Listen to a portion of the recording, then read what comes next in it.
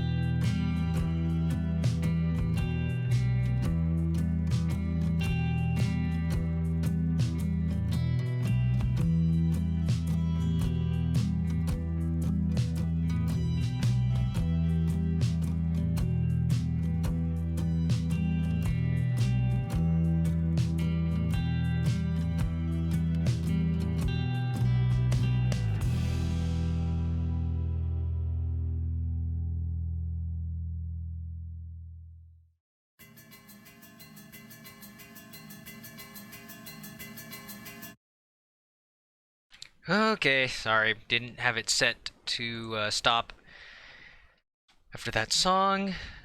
So yeah, just my awful schedule. Hello, hello, Sungnef.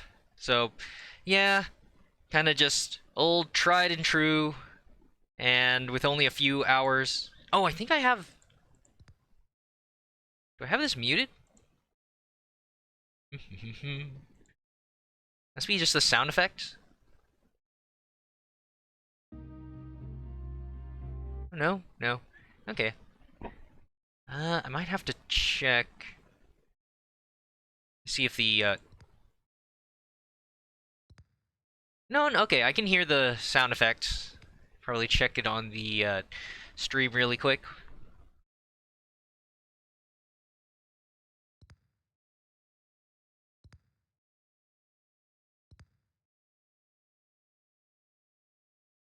Okay. Yeah, the clicks are really faint. I probably could just put it to, 1 hundo. Ooh, boy.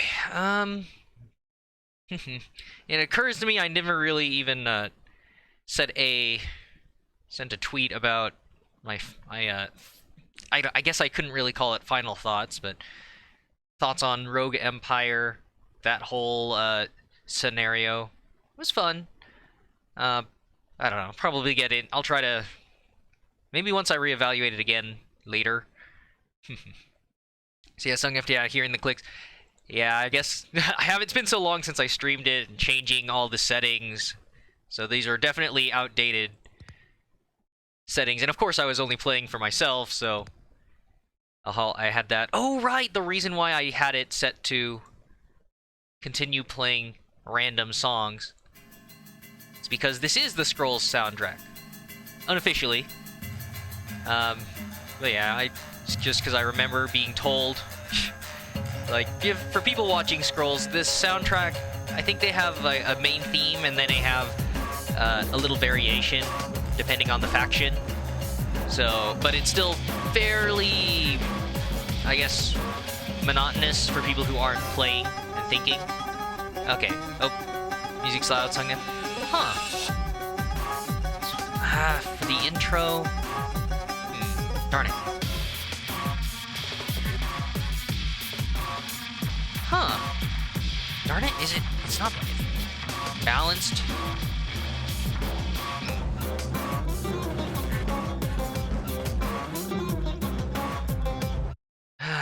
Well, that's a... So yeah, I usually only deal with the soundtracks, the playlist, during the intro.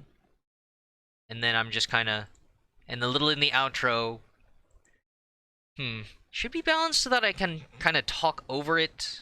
They're distinct enough, but then... Okay. But I guess that's the risk of all these soundtracks that you pull off the internet.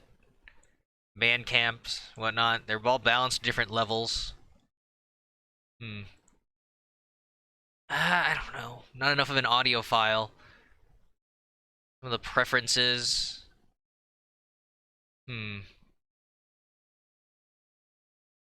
Applying, like, gain on each... To try to, like, normalize it? Ugh.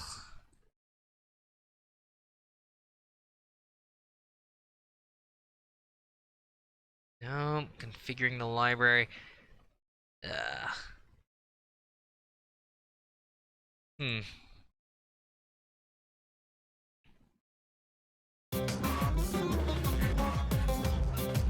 Okay. So I turned the decibels down, but the desktop audio display on OBS looks like it's still in the green. Maybe that's just like how clear it comes in. But there's a, well, no, but there's a decibel setting. There's also a decibel setting on that. Alright, testing.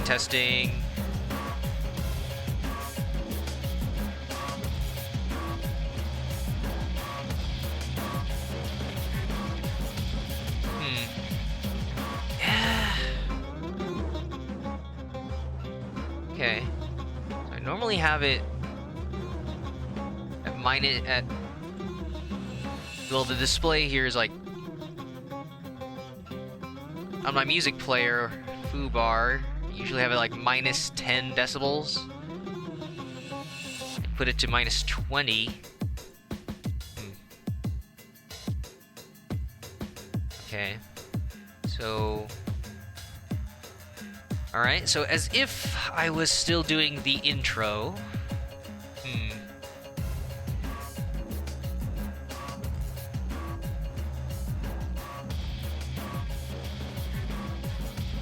Huh. Okay. Yeah, I guess this is the difficulty as well. Not just the not normalized tracks, but because of the decibel settings. It's because I'm looking at the bar on foobar and you know, there's a halfway point. And I assume that's normal, but it's minus 10 decibels. So if I have the bar, it's not necessarily having the sound. It's just another minus 10 decibels.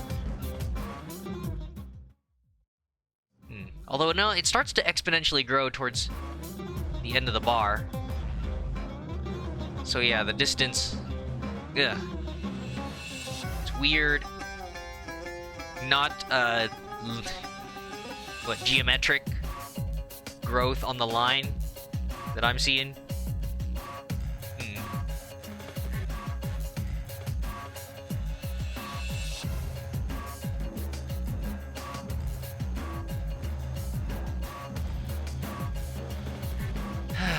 And then... Darn it. I just hate that there's going to be inevitably more quiet tracks. Well... Didn't think after the initial tech issues was gonna have audio issues on top of that.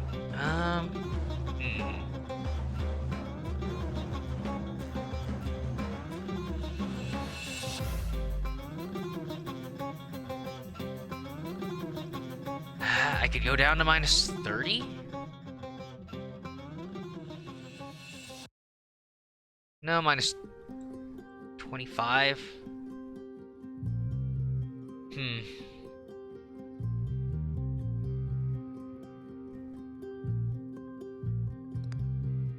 Okay.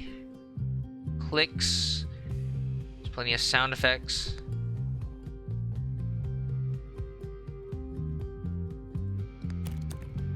Get a couple of tests.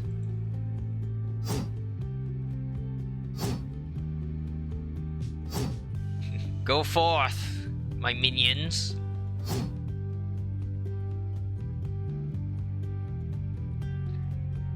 Okay, that seemed pretty alright on the dashboard.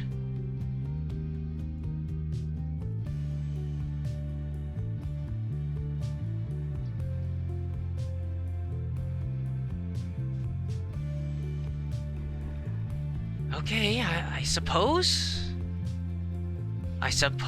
I'm good to start. Okay, well there goes. Jeez. There's not enough time. It's like I'll start at 10. I get 4 solid hours. It's not as early as the 9 a.m. start time that was just destroying me. Trying to get right to wake up. And we're down to 2 before Ezekiel the Third starts. Okay, so yeah, good old Scrolls, Caller's Bane, card games, always great. Just this one that didn't get enough traction, but still, the devs were nice enough to put in a little more work to have this freestanding,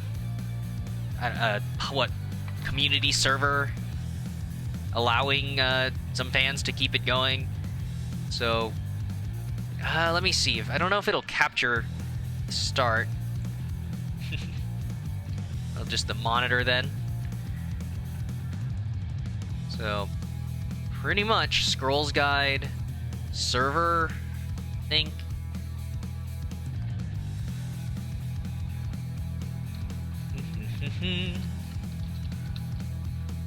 My password is just all asterisks. So, yep. As easy as that. I guess. I'm not sure because this is my original, no, I think it's the same screen name, but yeah, if they're not storing the information on their end and an official Mojang server, then, I think it must, yeah, I guess it's all on the community one, but they had to reset it. So yeah, that's why I'm weirded out about what I'm saying about the screen name, because I have the same screen name, but I had to start all over again, because I had my collection. I've since completed it again, but had to restart. Plenty of games. I have pretty much every card in the game. I don't have 3 of each, which would give me the option to max out my deck with as many for specific playstyles, gimmicks as I'd want. Even if you could, for the most part, you don't. You follow, you follow pretty standard card game, I guess, fundamentals of like, here's your maximum card count. You should probably stick to around this if you want reliable draws. You have all your card types, but you can only have 3 max of each. You can't just spam one broken combo or something. So there will be turns of unreliability. Yeah, just a shame. It's not continued. There's no continued development. So all of the factions that we have, the 4 we have, that's as much as that's going to have. There's the cards for each. Those are all the options they're going to have. It's that's just how it's gonna be. So I know with Magic the Gathering, Magic the Gathering Arena, making the rounds on Twitch, it's hard to get some visibility for this, and because people would probably prefer to play a game that maybe has a large community to play against competitively or just for fun, and looking forward to updates, new options in the form of cards. Yeah, it's just a shame. So yeah, as for today, I don't know. I'll just probably play some random matches. That's the other problem. I think that I don't think that matchmaking works as far as player versus player. I think there's like invitations. I don't know, but regardless, I wouldn't like to do those anyways because I don't like competitive modes, and including getting involved with other people tends to make it add more room for things to go wrong. Still remember my first batch of Scrolls matches where we're just gonna start shit talking. Oh, but it's the fun sportsman-like trash talking with people that you've never met before, and then yeah, or it's just there's too much room for things to get weird. I guess I don't know. You have there's plenty of card pack opening. It doesn't. I guess that might be one of the problems where the whole gambling aspect. It's still pretty random, but maybe it's for the sensation, the ASMR like thing where you are physically opening a card pack. Depending on your game, they can have like a psh, and then the flash, the flipping of cards.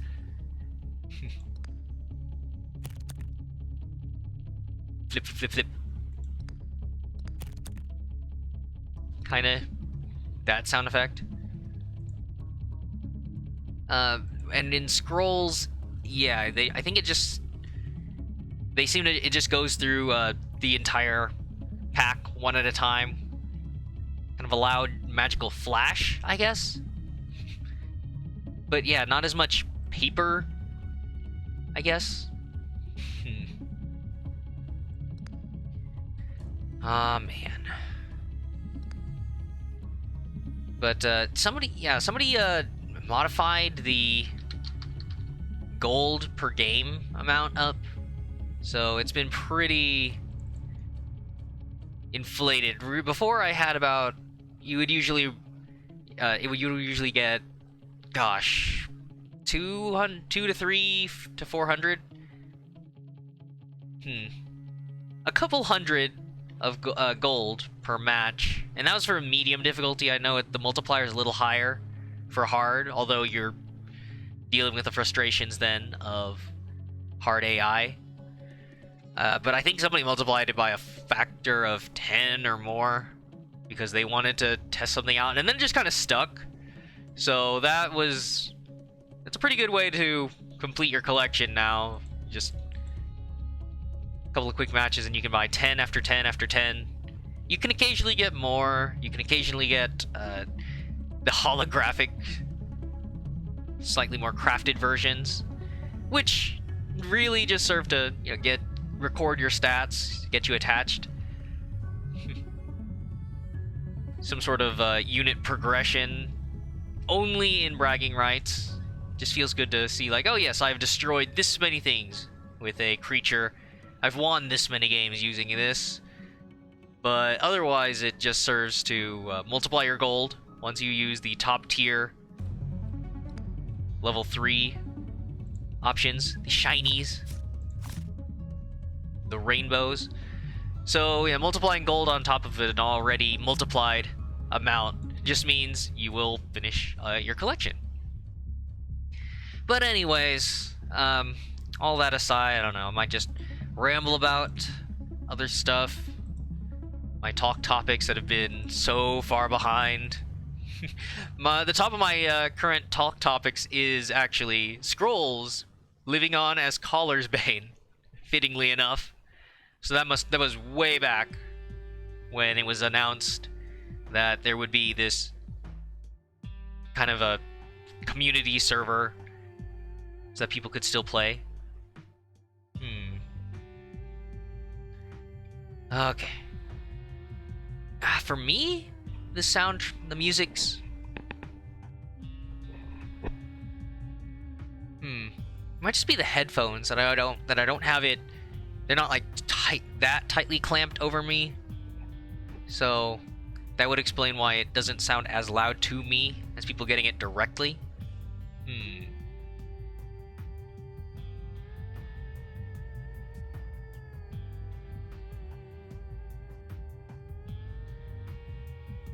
No, but it sounds good. You got your daily trials here. Easy little... You got your various difficulties. You want to preset... Well, not preset. It determines 3 random challenges per day. It's random, so sometimes you run into the weird situation where the easier medium trials might actually be harder than the hard trial, despite what they're worth in coin.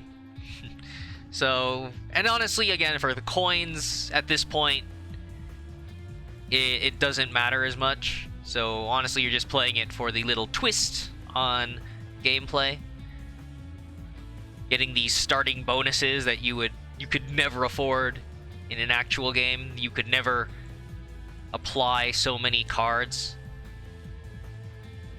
Recurring bonuses, starting bonuses. There's plenty of the actual preset challenges I haven't gone through. Although, again, a lot of them are ones I have completed, but would have to repeat because it didn't save to my account. I'm pretty sure I had all the mediums and easies done, and a couple of the hard ones. And yeah, it's a mixture of luck and creating specifically tailored decks to try to counter the BS. I don't know, I guess I suppose I could have it in the title. Probably should, to try to give it this poor thing some exposure. Not like I have enough influence, needing the exposure myself to really help it along. But yeah, this game is free. Scrolls.com. Ah, man, I remember back when I was doing some streams of this, and yeah, just introducing some people, trying to get a couple of community matches with like a guy who had the demo version. Gosh darn it. Alright, well, that's enough out of there. I'll probably rant on about something else as I go. But yeah, let's get some gameplay here. It's like, what's all this about? Cards, scrolls. So you kind of get to the point where you play the game enough, and like the Binding of Isaac, all this is just random words for now, but like knowing, like, oh, this bonus, how do I counter this? What's the counterplay? Starting off, my guys will be extremely tanky with I guess basically becoming like the Resident Evil 7 molded, fungifying, housing mushrooms in the skin. Or basically like the enemies in Darkest Dungeon in the Weald. So this is a strong survivable start. You start to lose momentum because your unit's countdowns, how often they act, get increased by 1 with this. but usually you'll steamroll because you have the ability to steamroll because you'll have so much survivability, everything will stay alive on the field longer. And then opponent getting a resource buff, as in it steals their resources anytime they place any unit or creature, or structure or creature, any unit. So they will basically, aside from spells and enchantments, they can only place one thing on the field each round. So this certainly feels like an easy trial, because I'm gonna have so much board control and they are not gonna be able to cast enough to kill me off. It honestly doesn't, with some of the trials, as easy as they are, it almost doesn't matter. So it's like, yeah, I'll probably play some trials, and then it always feels good to run through the decks that I built. So many different gimmicks, variations I got going here. And this is with the 4 factions and, yeah, no new cards being added. Just anytime you spot, it's always deck crafting in any game, a card game like this. You spy one mechanic on a card somewhere and you think, I could theme an entire deck around this, or some sort of synergy, some synergizing combo. And yeah, before you know it, you've got like 3 decks based on the same idea, but then you have different ways of going about it, and it just kind of goes from there. It's just, sometimes you could even say that's the best part of a card game. Anyhow, tankiness. So it would be good for poison because it relies on you getting hit, but it's energy, so there's a pretty good chance of it being ranged. Well, how about I play with yeah.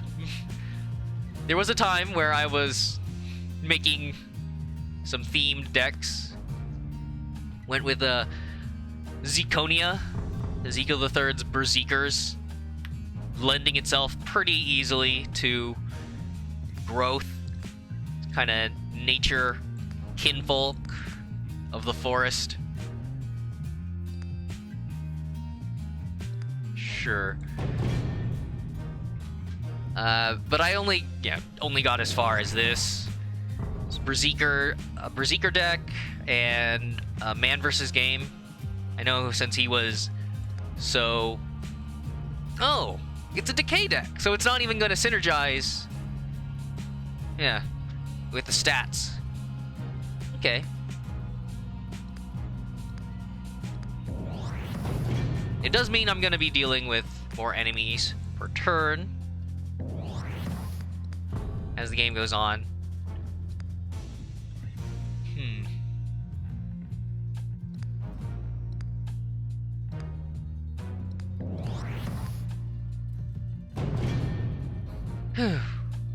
We gotta love the times where they get basically no bonus. Gosh, what was I saying? Oh yeah, so the theme decks, man versus game, his obsession back then with World of Warcraft, all the Death Knight stuff that was going on. So it made sense to make an Order or Decay themed deck for a bunch of knights, foot soldiers, based around death effects or reincarnating, or I guess more accurately, raising zombies.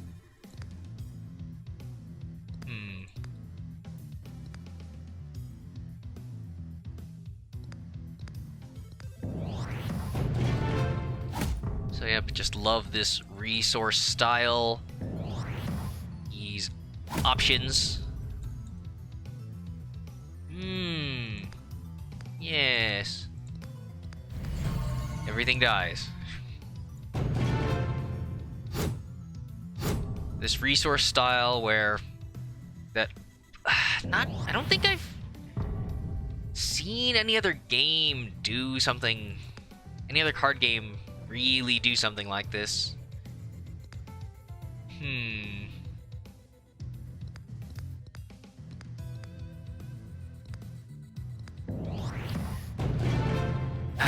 because you have, well, all the different models for it.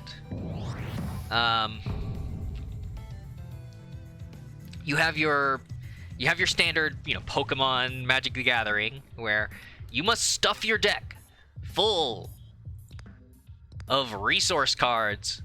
They have pretty much no other function. Just this baseline where you gotta play them each turn if you can.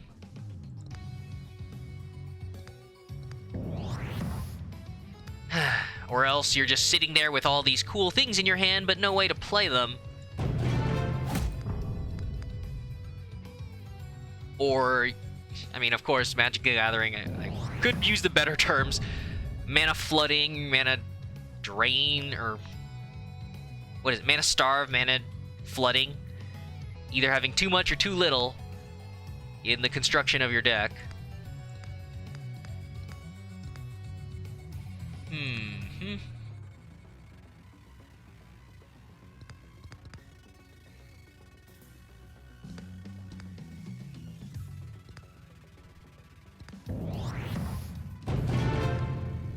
So instead, like a system where you're waiting to have the cool thing done, it's like, how about your entire deck is a bunch of cool options, and then you have to decide when you sacrifice something to increase your capabilities, or innately having draw power, a baseline of draw power where you can sacrifice.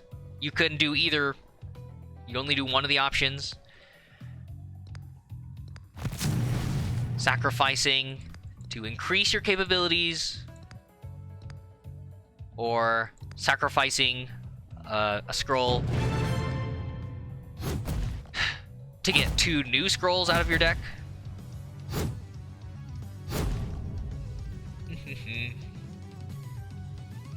So there's a lot about building your deck up to the point where that's how many resources that you'd be spending every turn anyways. So you reach this cutoff point where now you don't need to play more things per round, you just need more things. Something to deal with evolving situations.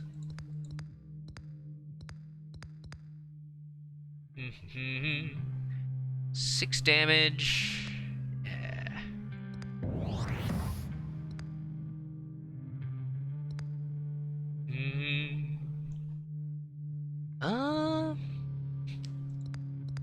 So yeah, this deck, Zirconia, Berserkers, based around it's kind of raw power.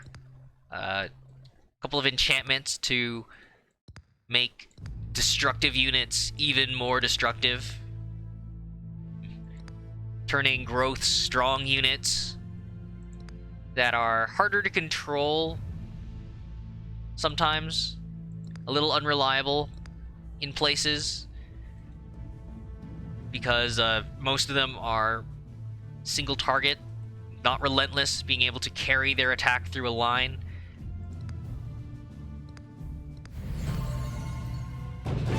That was a pretty bad use of it because she's the only one. That's why I usually spread the enchantments around before casting Earth and Splendor. But that's the basic idea. Filled with his deck, filled with rage. A bit of Berserker mindset, based around benefits.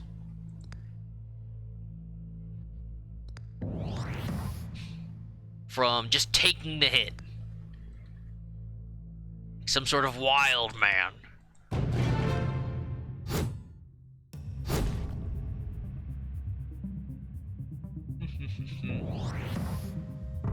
You have your deck counters.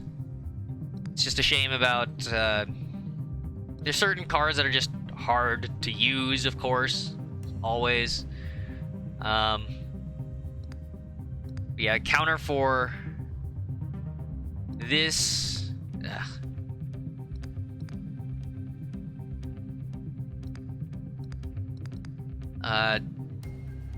It's like the energy has a feedback loop card that deals damage to somebody based on how many enchantments they have, so all this stacking would kill you. The only problem with that card is that there's a lot of enchantment decks where they will include an enchantment that increases your magic resistance. So as soon as you plop that on, then it doesn't matter. It doesn't matter how many other enchantments you have. You're getting dealt 2 magic damage per enchantment. Well, he has 2 magic resist, so direct subtraction. It just doesn't do anything. If they're warded by that point, that's how you get past all the insta-kill bullshit that makes... Ooh. The insta-kill bullshit that makes stacking enchantments incredibly risky. Like, I'm gonna put this creature down on the field along with 5 other cards. It's like, okay, all those resources and cards. I spend 1 to insta-kill it.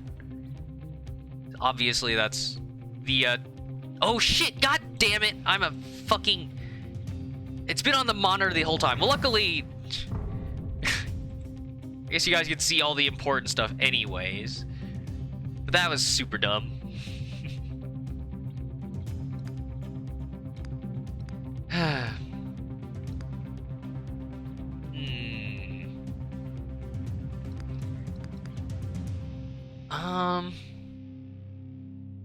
Okay, for style points, it's usually pretty good if you... your goal, just destroy 3 idols, which I can win right now. Usually you hope for more. If you can, you get a little extra gold out of it, not that I need it. So, because I didn't spread the enchantments around, if I had increased his damage by 1, I could grab a 4th, but nope, didn't increase my resources quite enough. So I couldn't play the 6 growth resources needed here.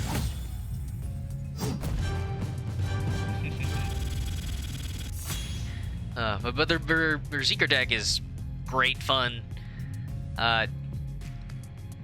Key features: the breaker unit is so unpleasant to deal with. As soon as he gets out on the field, if you can't just kill him in the back, when there's too many other growth units in the front, just letting him attack to increase his stats each time he attacks. Because this guy loves breaking shit. Turn after turn, slowly insta-killing more and more valuable things.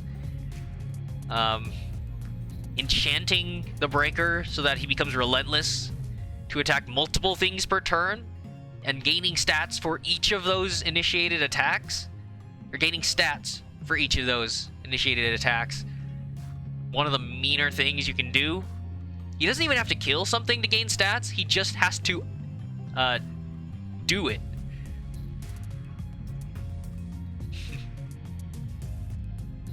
So like, yeah, worst case scenario for you if you're dealing with it is 3 units blocking and your idol. So if he's relentless, he can get 4 attack, 4 health every round if he's enchanted for it. So yeah, just little combos like that. Turning the breaker relentless, utilizing Berserker's what is it called?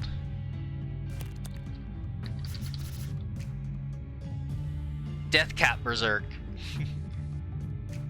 So yeah, like, high on mushrooms, sent into a battle frenzy. Blood Boil for extra damage when you get hurt from something like Death Cap Berserk. Turning that into a relentless attack, using the Berserker, who gains damage from taking damage, who gains attack power for taking damage, plus Blood Boil on top of that to like triple the effect. It's just so good seeing it all come together.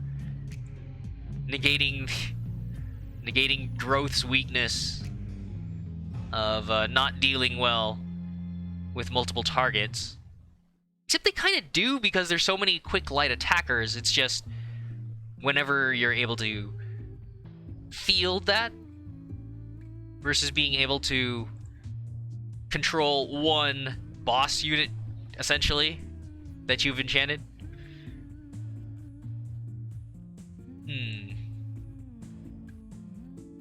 Anyhow, that's how in-depth, passionate I get about just one stupid deck that I'm sure plenty of Scrolls players put it together, but yeah, the idea's in place. Yeah, all right. So, yep, trials, you get effects, you get boss units, starting off with, no insta-kills against them, either from any effect. You just have to deal raw damage. I mean, there's a few effects that you can trigger on them, but you can't directly target them. So I have a deck specifically made to deal with boss creatures. So with how tanky they are, the lesser effect that I used to do was poison. So all you had to do was land a hit on the boss, and yeah, no matter how much health they had, they would slowly tick down over and over. You could stack it, but it's pretty dangerous to allow a boss to live that long. So I eventually made a deck where it's all about trapping your opponent into losing the boss that they have. Because there's a few effects where, like, if a creature destroys your creature, then they all die. So, like, specifically, the crone here, destroyed in combat, attacking unit is destroyed. That includes creatures, structures. So crone is great. Just place her in front of, like, a cannon that's about to shoot. And yeah, it's kind of like the Obitarian. Every ornery granny destroying you. We have the Obitarian from Yakuza. It's like a giant death robot. It's like, nope, she just kills it. You have the effects for sending them back to the hand. A couple of those. The Divine Mark enchantment. There's another one where you can just target it, but of course you can't target bosses, so that's null and void. But yeah, just place a creature with Divine Mark in front of a boss. If you can trap it there, it gets sent back to the hand. And because it was a boss unit, because it was on the field already, it was never a unit of flesh and blood. Any of these starting units that you get, if they get sent back to the hand, are destroyed. You don't get those cards back. So that effectively kills them. So yeah, there's that.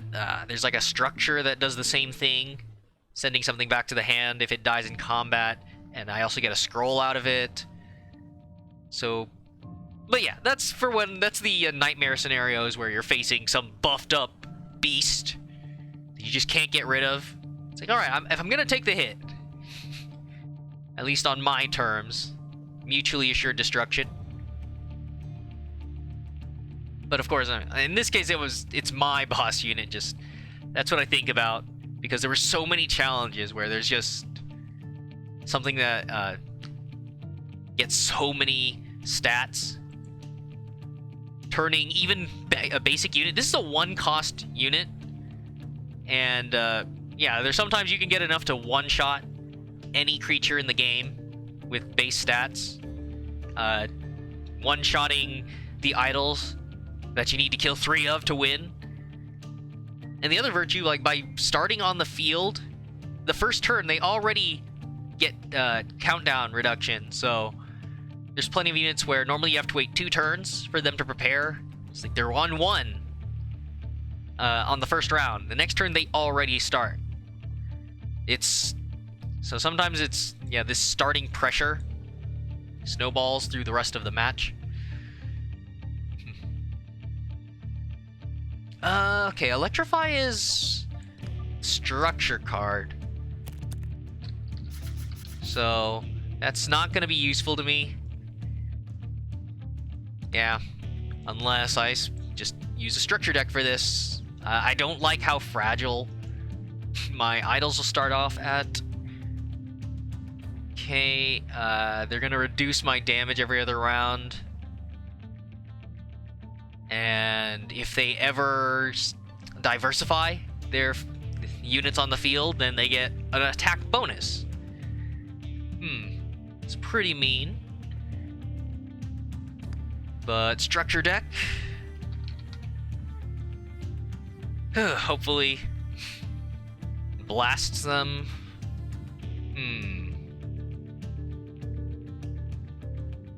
So yeah, there's the deck. Self-destruct.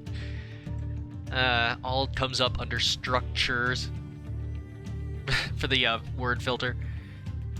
I think you're probably talking about the buildings, but, you know, if you want.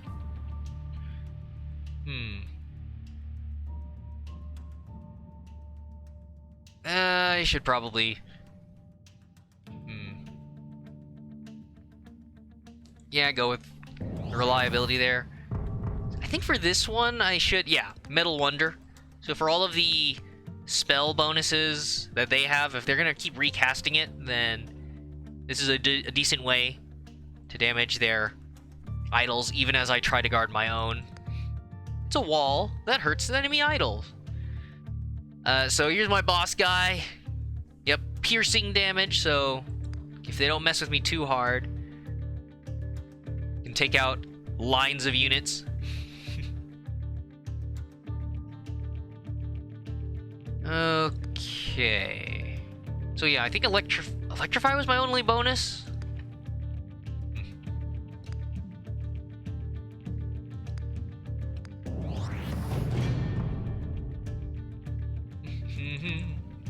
So just to get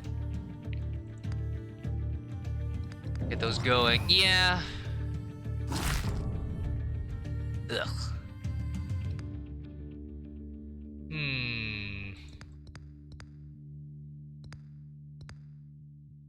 Just to keep you alive in the front row.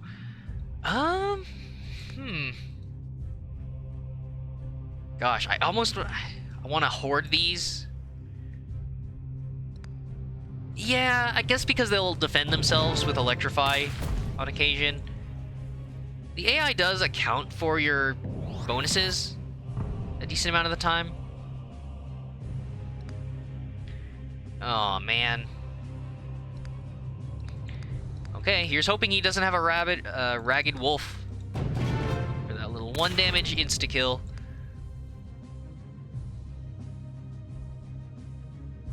It's not an insta-kill, he was worn down over several turns, but you know what I mean. Top decking, something to clear the board.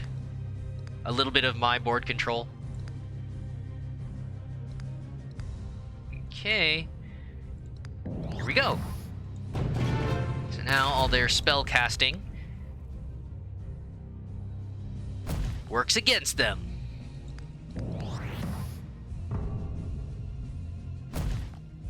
All 3 of my Metal Wonders? It's so tempting. But you still want to increase your capabilities. That's a shame.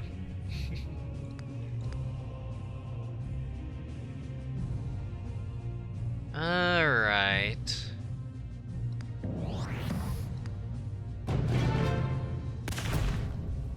$16 health, there's very little he can do.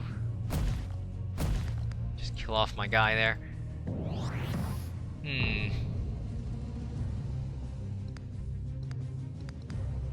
That is slightly annoying.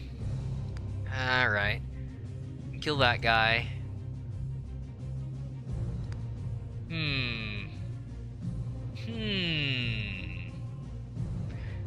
Unfortunately...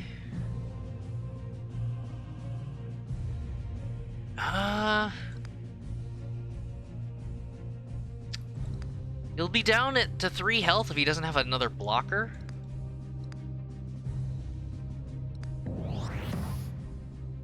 might just lose all of this.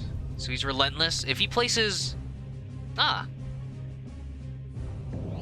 So yeah, if he placed Ancestral Totem for 1 more point of damage, he would have cleared 5 damage through this entire line. Alright, higher tier creature.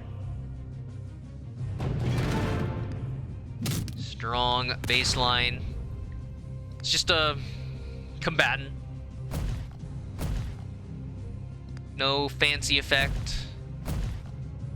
I mean, all of its uniqueness. It's kind of in this.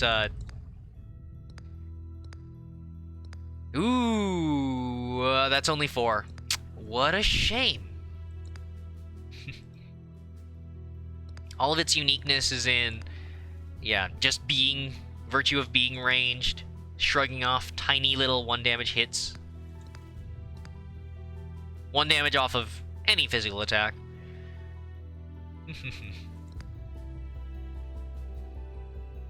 But of course, you can always transform this into a ranged beast. You can add the Blast Strike for little 1 damage magic explosion through its targets, and of course the piercing attack.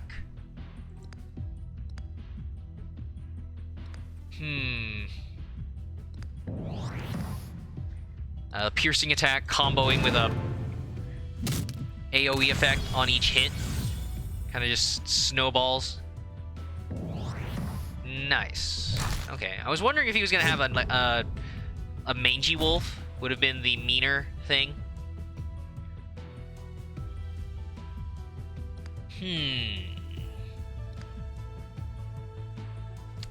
Nope. Mangy wolf would have been pretty mean in reducing the countdown of this wolf to 0 and increasing all of their attacks. But, well, no, he wouldn't have killed him anyways. Alright.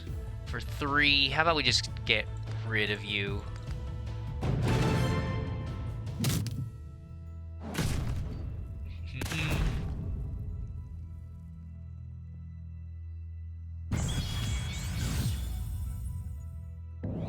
Unfortunately, yeah. Perfectly nullifying the benefit.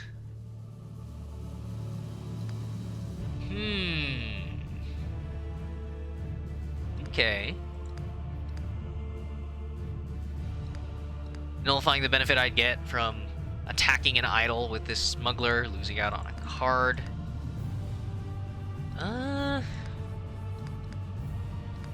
Do this. Kill off sister here.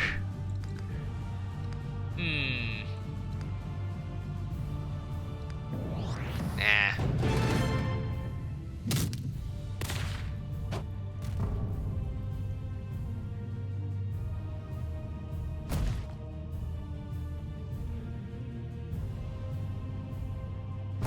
Oh boy.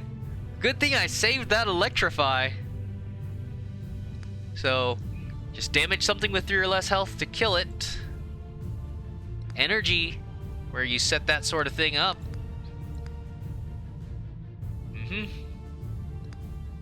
Heck, I don't even have to waste the cannon automaton's attack here. Dead lady. Dead wolf. And just not enough. Get the blast automaton out there. Oh, man. You just enchanted that wolf too. What a shame. You don't sound like you're very sorry for it. Yeah, it's the AI. It kind of just do that regardless. Because I know it's manipulating. Under the hood, all of the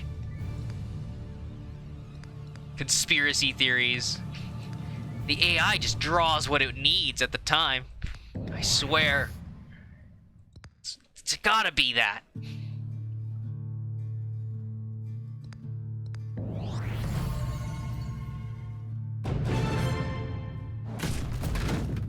Okay, I think it just dies because the Metal Wonder, as soon as the next turn or so rolls around, he's gonna get... Oh, right, or Electrify. But yeah, they can't stop that. Your bonus of spells triggering my Metal Wonders. It's inevitable. This is pretty great. I'm so glad with them setting the community servers that they were able to reset the entire thing for even the random scroll selection here. So despite all of the pack buying, rolling for 10 random scrolls, maybe getting recent ones, even though of course this doesn't matter as much anymore because there are no recent releases. So you might as well have an equal chance of all of them with the normal scroll pack for efficient gold use. But if you know, I suppose, the scroll releases well enough, and you're missing the last couple of cards that were from the time that were released as scrolls was getting shut down, then I guess. But for most people, you're just gonna stick to that anyways. Because you also get the guaranteed uncommons and rare. But yeah, I just love the option here for, is like, you know what? I don't want to deal with the random packs. As days go by, it's like you see a card that you use all the time, the rares and uncommons that never drop. And this is a way to buy them up, get extras, so that you can craft them together. Why don't I do that now? The Infectious Blight is ready. Just feels rewarding. Like pinning a little star medal on the guys. You have served me well. You get to look pretty. Of course, you have the preference. It would be nice to maintain the cards with the longest history, either from creation date, but more likely you want to save the kill count. Your kill death ratio. Glory.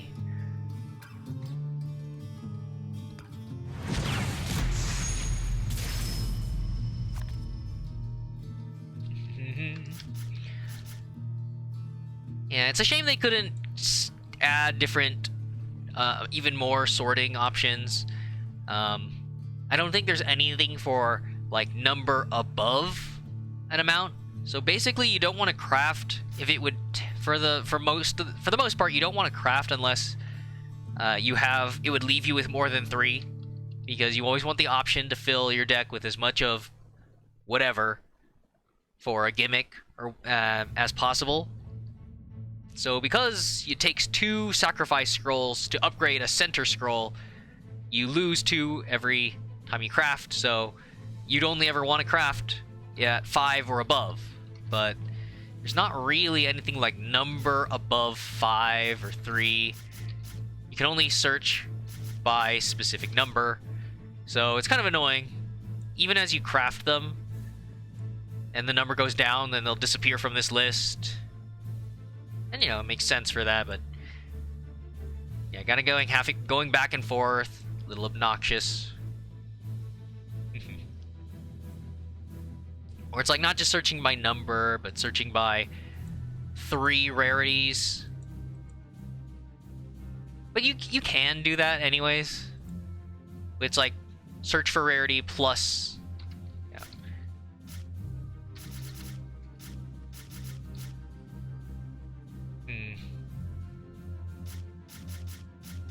It's like you would combine like number greater than 3 for each. But then you're only doing that one at a time anyway. It's not the best, and it's just a shame that it didn't get expanded before. Scrolls went under.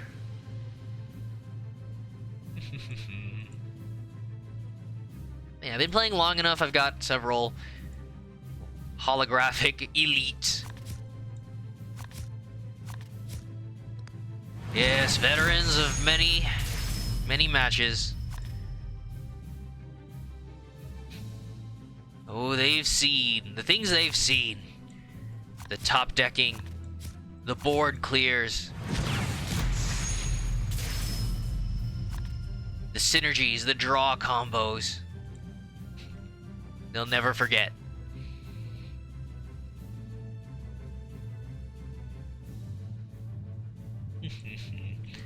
But no, I think these are the whole lore, I guess, the universe, the story of Scrolls, just being this kind of fantasy, general fantasy setting. You get a little text at the bottom that gives you a little context for, like, this is where this came from. Here's the relationships between the different factions, and yeah, you as a caller, summoner, just kind of drawing their essences, I guess, their spirits from a dead age. You're calling them forward to do your bidding in organized card games, basically. The trials do something similar. They kind of they set up a scenario where, like, your caller is wandering about the world when someone rude bumps into you and he doesn't apologize. So now, in a test for your honor, you fight. You challenge him to a match. So, you know, kind of a little bit Pokemon, a little bit Yu-Gi-Oh! I challenge you to a children's card game.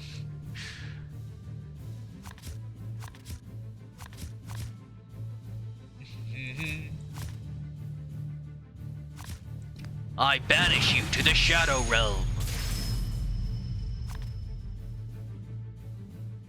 But what does Pot of Greed do?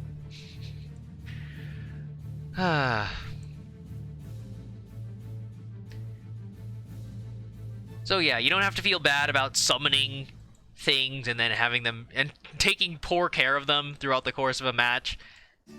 Like, I summoned a cute little animal friend. So I have no way to protect it. They stomp all over it. It's the spirit. It's kind of like its representation, but it's not actually getting hurt.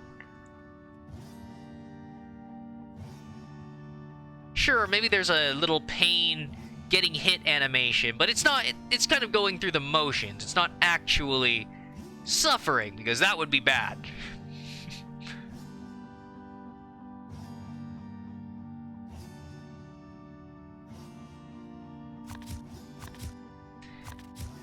But yeah, this is why I love the daily scrolls refreshing. Right, that entire tangent. The whole deal where there was a portion of time towards the end of Scrolls where the card rotation wasn't updating, so you would always the store would update, but your daily just for you cards would be among a set pool.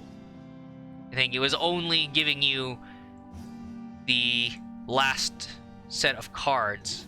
It was not giving you... So if you were missing a rare from, you know, some of the first packs that were released, then you had no way of getting that other than random chance. So, yeah, the game relaunch where it's like you can just... now it'll select from everything. That's how I got several of my Knight Scholars, these other cards that are so almost essential with how useful they are, how they fit into deck combos. So many rares. You'll keep getting the duplicates. It's random chance. That can always happen. So yeah, at least this gives you a way. It's like you can kind of wait it out.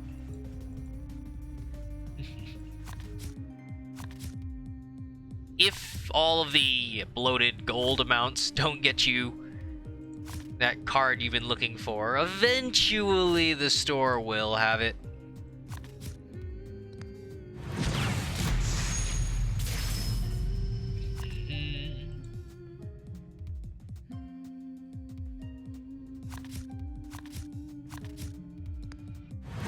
By your powers combined, I am a tier 2 or 3 scroll.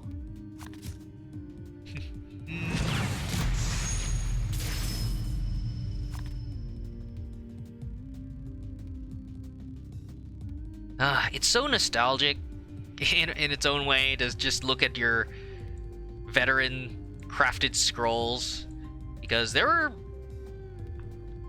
yeah, even, of course, I missed out on any that I'd crafted before the relaunch. There were plenty of scrolls that I'd had since I'd first gotten into scrolls. Those were years old. Here, the oldest would be, I think there's some that are like 7 months, 8 months old. Is it? I'm gonna have to check some of the basic units. Those are the ones you just craft really early on because those are the starting decks. So of course those get crafted first. Let's see. I can't search by tier.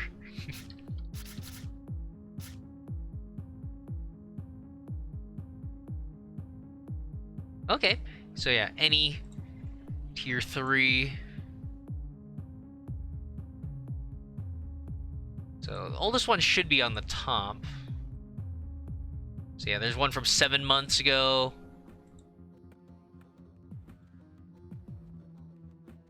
Of course, there are older cards, things that I've had for longer, but they didn't start recording the age until you crafted the tier 2 level. So yeah, 7 months. That's probably the upper end. Yeah, all these commons. So yeah, 7 months looking back on, occasionally visiting this game, going through dailies, getting enough to buy a new pack, finding something new, finding another duplicate, trying to get to 3 count for the deck options, revamping all of your decks that include that card, because now it's more reliable if you can up the amount contained within. Just so many memories of doing all that.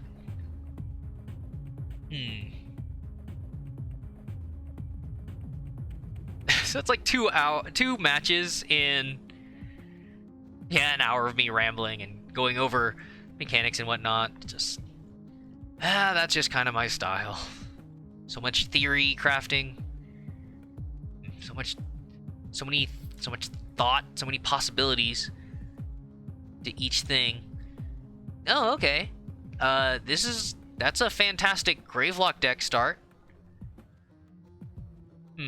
Just annoying dealing with the wall of that stone structure he's gonna get, and he's gonna have a strong start. So the pressure will be intense, but I'm also getting resources. Another resource every other round. So eventually, I will outpace him. It's just whether I can stay alive to that point. Okay, it's not that tough.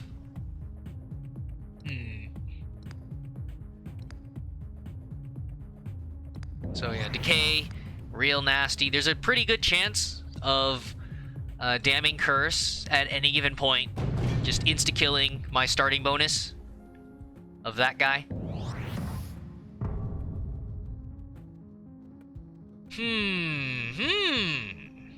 Okay. Yes.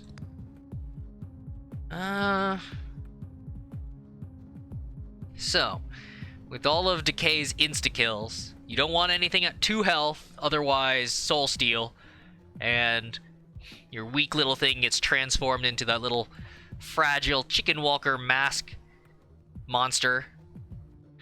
And yeah, and anything that isn't warded, protected from spell targeting, damning curse, insta-kill, and all the things on his side take 1 damage. I might just kind of leave it.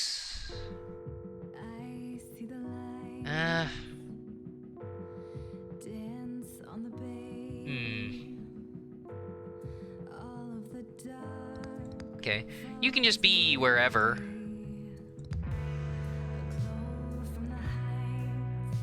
Because you're not even attacking. Yep, look at that. You don't get any bonuses from this until you hit 4 energy.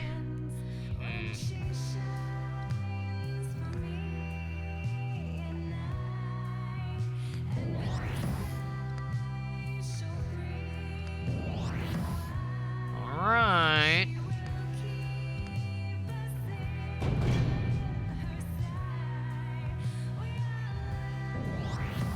Oof. So it's just the resource start. The resource start, this wall. Okay. Get 5. Man. Nope, nothing in the hand. Now I turn the resources into draw power. Do.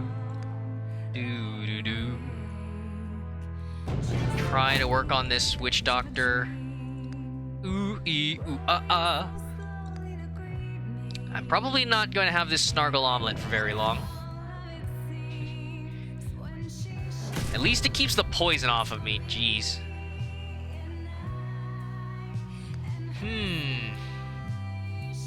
Alright, I'm gonna get all I can out of it right now. Cheap Gravelocks. Pretty much your catch-all gremlin, goblin.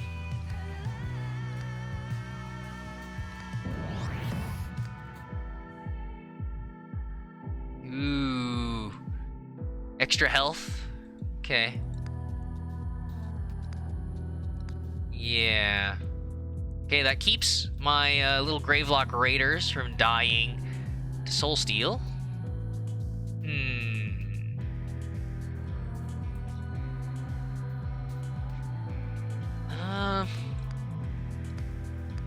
Okay. I'll see if he tries to... He'll probably take out the Snargle omelet. But at some point, I don't know if he'll target my resource ramping option here. But no, I get so much draw power and directly turning it into more resources with the Uhu Longnose here. There it is! So predictable. It's like Damning Curse, any one of these turns. Hey, there goes my... Nice, he's taking out the resources. Awesome. Because I'm not really using growth right now. Okay, so the unreliability of the pillage here, just dealing 1 damage to something. Like, I'd rather take out this target.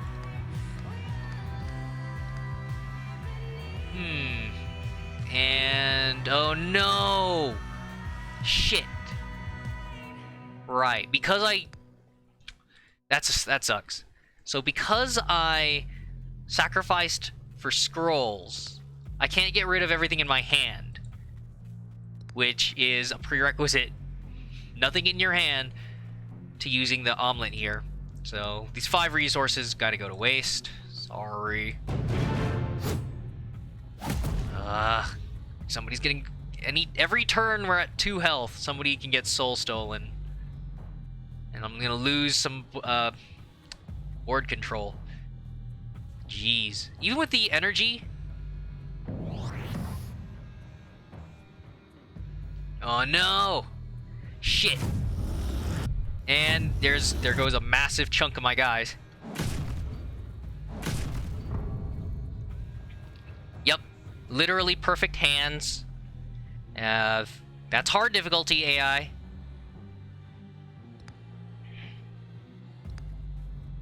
All the poison damage doesn't matter because nothing lives. Perfectly synchronized pest simulators and a Mire Curse for 1 damage from this guy to adjacent tiles, and then 1 poison damage because everything adjacent to the guy that got hit here got poisoned again. So, you know, just super fucked.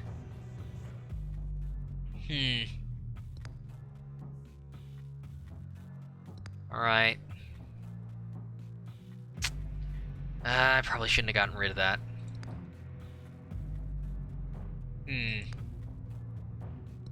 So you're just gonna die. You will die to something. So... that wall... Probably try to save my idol. If I'm not getting that many resources, honestly, how about I just permanently get one here? He's just gonna insta-kill him.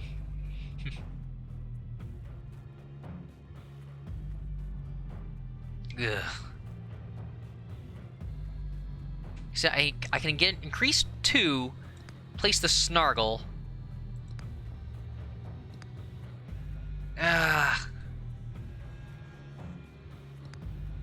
No, okay. He's just dead. He's just gonna attack the idol. Or he could kill himself to get a zombie. Yeah. There we go. Instant high tiers. Oh, the Snargle is a poor choice. So it's a good thing I didn't place it, because yeah. My bonus, where I'm getting all these spells cast every other turn, that resonance, any spell being cast, would ensure that these guys, the Snargles, never get a chance to go.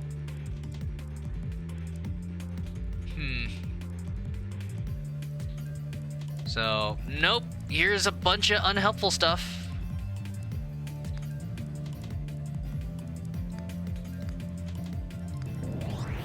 I'm just basically gonna use the Snargle as a wall. A mobile wall. There's nothing else for me there. So we'll look at this board control difference. I have very little here.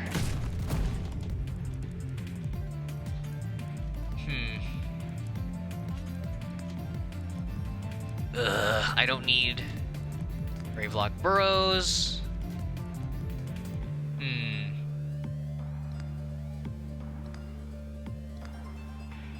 Okay. So I'm already getting that from the auto casting. I probably just let him attack. So I have next to no Gravelocks right now. There's not really even a point to increasing my resources. The diminishing returns here of having all these resources, but I can't spend them because I need scroll draw. So, Gravelock Outcast, I need to get him a Snargle Brain to increase his health, because he can heal himself, spend a little growth, or universal colorless resource. The problem is, though, he still doesn't survive a hit from the Pest Dissimulator, because it's 2 damage on him, and then he takes the 3rd poison damage at the start of my round. So I never get the chance to heal. But yeah, a little more health, and he will be able to block for my guys.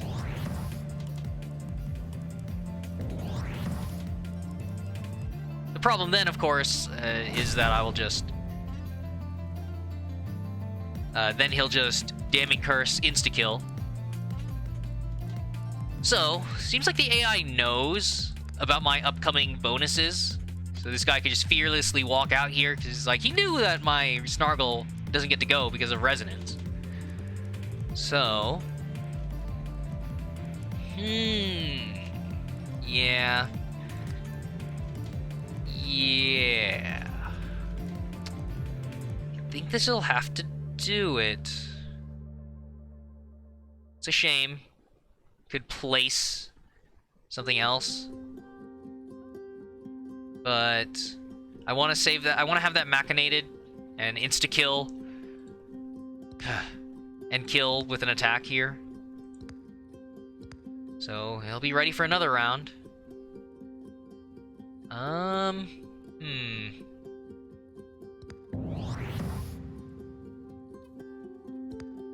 So I can do this. Heal him so he doesn't get soul stolen.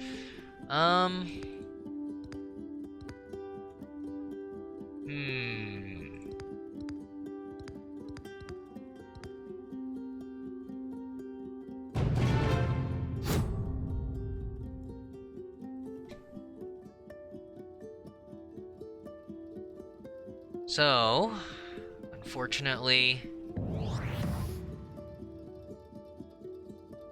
Oh yeah, no, curse. Curse on my Snargle. Ugh. I mean, I'm not happy about that, because of course I'm just gonna... if it's only serving as my wall, it's still bad to have your wall leave on you. But at least it's not... Yeah, if it was gonna die and I was hoping to use it... Okay. So...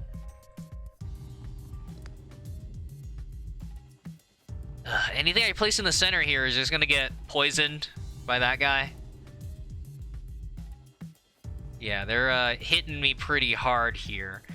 As long as I can protect the center idol, then I could make it.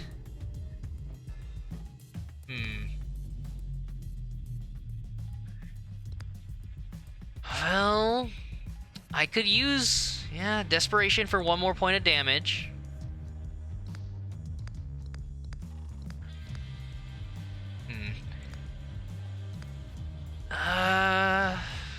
Gosh.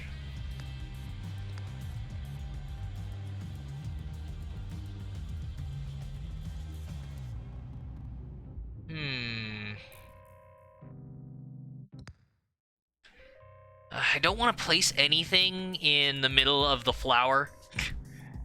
The Hex adjacency. You just know he's going to have a Mire Curse Cluster Hex. It's going to put the poison, damage everything in a circle around him, and then do the group curse here to multiply the poison damage and just clear my board, potentially. I don't trust it. Gosh. Yeah, sure.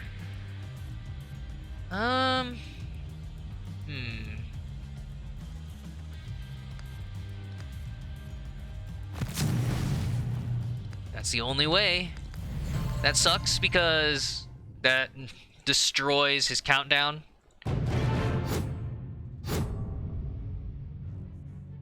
So even fewer attacks, but that's the only way. Look at all this. All these resources, but he has better scroll draw and just better board control and luck.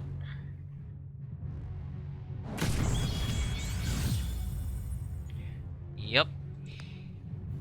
Oh, here's the thing I needed, but it's the only scroll in my hand, so I can't do shit about it.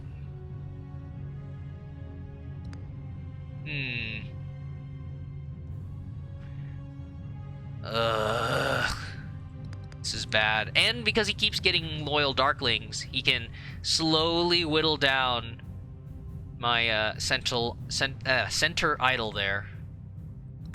So that's pretty bad.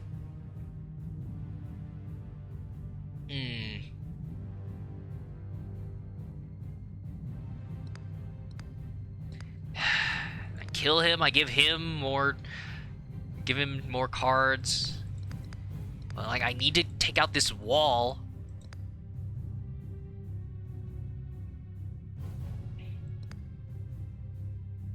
Ugh.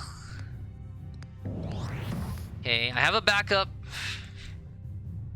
if and when this guy just dies. Oh yeah, there's the feature here. Sucks that the AI loves to taunt, communicate with you in chat.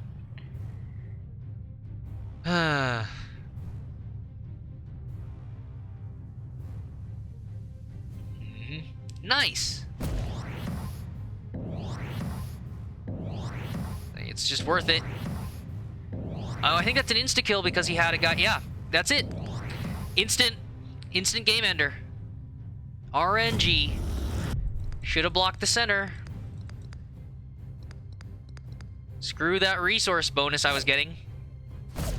Here, I'll just murder as much as I can. Fun, fun, fun. Always really salty about these sudden ends because they have the perfect hand. I'm trying to play along with the bonuses it gives me. But, yep, Decay. Decay is one of the more unpleasant ones to fight. Oh, man.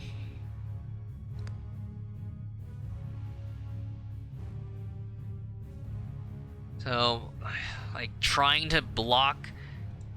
Like, did it have to be the poison units out first against my Gravelocks?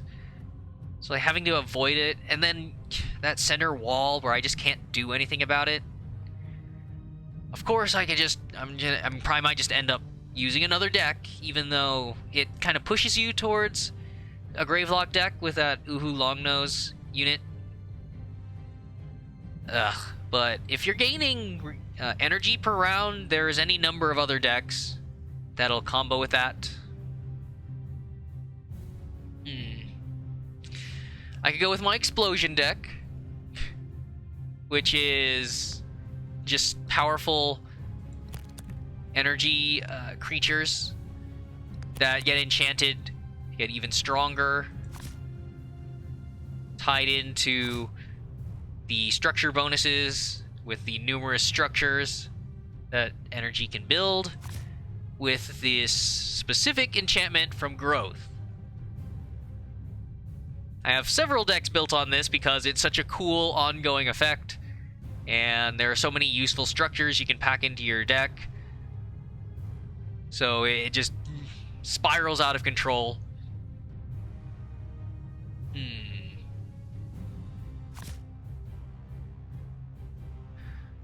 Oh, man. But yeah, anything that has the potential for health up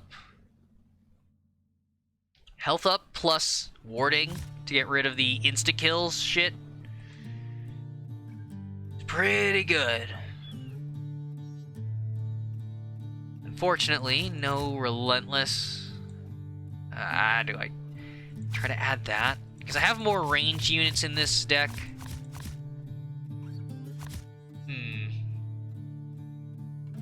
Darn it.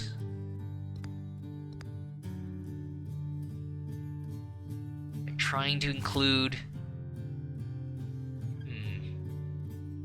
some Relentless for like an endgame thing.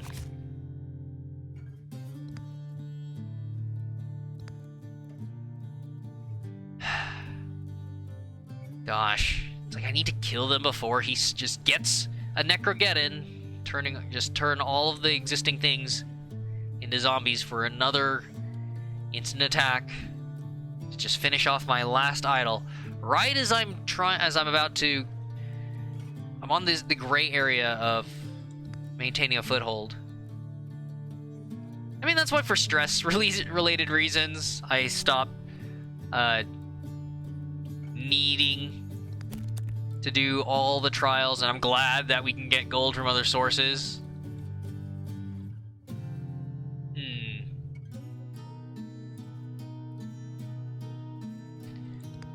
Because, yeah, some of these hard trials get really frustrating. Like I was saying with the odds of an easy or medium trial being even more frustrating than the hard one, but still it tends to have the most broken bonuses for your opponent. Ugh.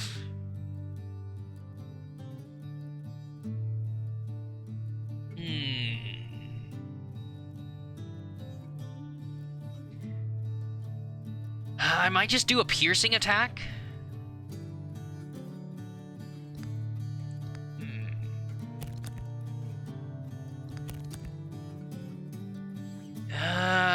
Jeez.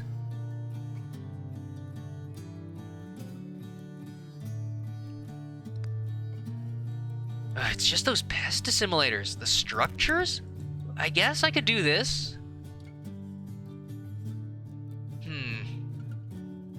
A structure deck so I don't worry about poison. I can't get rid of the boss structure he just gets. I could just use a magic deck. I could just, yeah, go back to a spellcasting deck, and I'll slowly be able to afford the more and more powerful energy costs, and I can just instantly kill whatever's about to go for him. Of course, there's the power-up deck I have specifically built around, getting stronger. The more resources you have to play around with. I should probably just do that.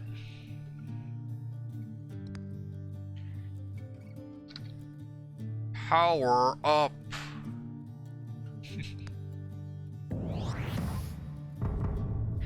Alright, let's see if I can do this. Oh, also, I guess, thank you for the host, Team Louie. Again, there's... just because I don't have, like, a Streamlabs thing. But...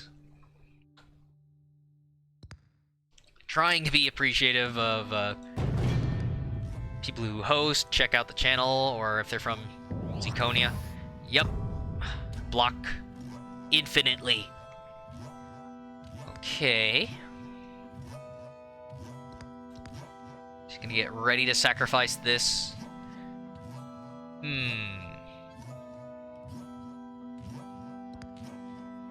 Gah. I don't know. So, like, the chance for poison to kill me.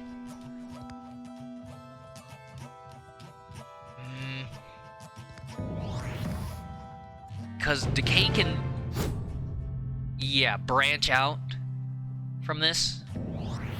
Either Mire Curse poison to deal with hordes of units, or with its incredibly efficient insta-kill targeting spells. So they have their group versus highly invested unit stuff down.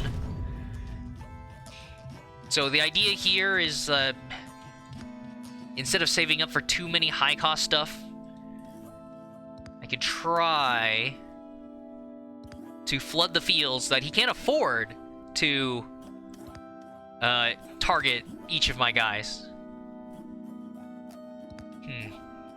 I think I'm gonna save that. So, like, this just turns all of my energy resource -1 for the cost into damage. So I have a way of dealing with him or him next round. I'll probably deal with this guy, because I'll just apply his curse and start killing my guys. Meanwhile, this guy has to damage himself to go. I could up myself to 8 and then place these, but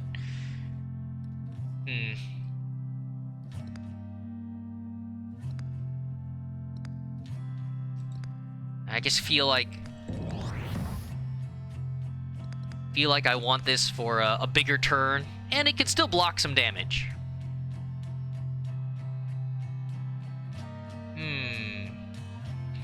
wait a sec. Okay. The slight chance that it might... If he keeps these guys on a line, I can kill the Blightbearer and the poison damage will kill the Cursemonger. It's all down to if he keeps them lined up. If he splits them to separate lanes, then I'm out of luck.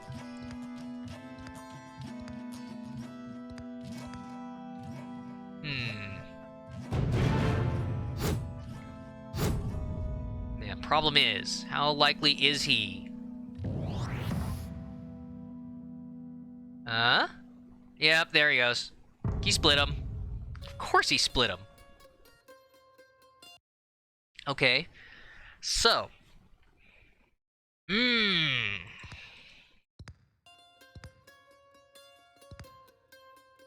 Yeah. Can't... should've... Shoulda, coulda, woulda. Alright. Increase by 6. You want to get to 8. 8 minus 3 to cast this plus 6. So 8 to 5 to 11 for the scroll. Could sacrifice this. But I need him to block for me right now. Darn it. Okay, we're big plays. Not helpful plays. Okay. I could do that. 9 targets. Or 6 targets, which is all I actually need. Sure. Sure.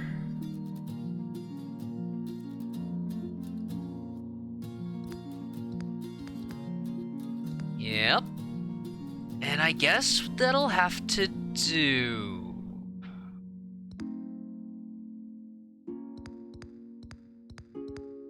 And that's great. Attack my structure or go for my idol and give me board control.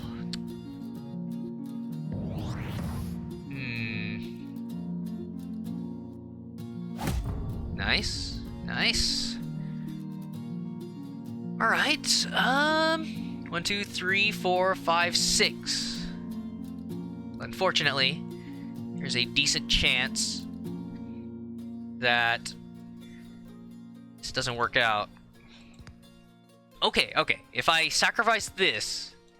Okay, so for 1, 2, 3, 4, 5, 6 targets, 2 damage each, I would need to hit to 10, so yeah.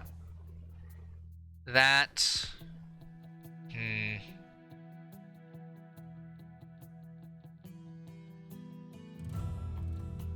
I guess he's done his job at 1 health. That's as much as I could hope for him to tank.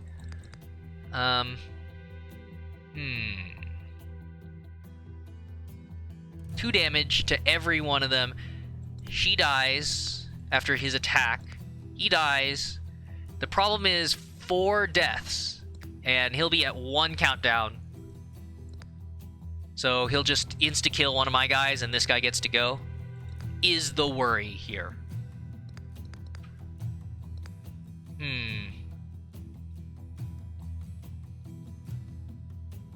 Oh, right. Also, you don't want to be here because why would I poison my own guys?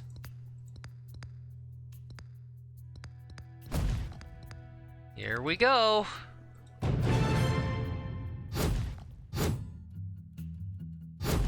Somebody's gonna get damning cursed. There it is. It's so fucking predictable. What are the odds he has exactly... Yeah, he does. Yeah, he does.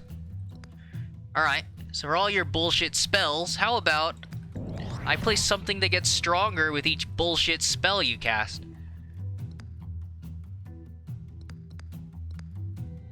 Try to avoid the soul steal. Decently efficient units. Board control. How many? Yeah, how about another damning curse?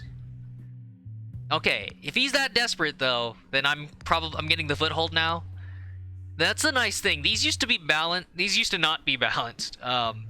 These used to not have ramping costs.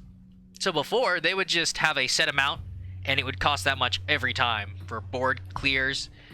So yeah, like this, it originally cost 4, and then, yeah, single target, dead. Boss unit, dead. If it's not anything that you can target. If it's not warded.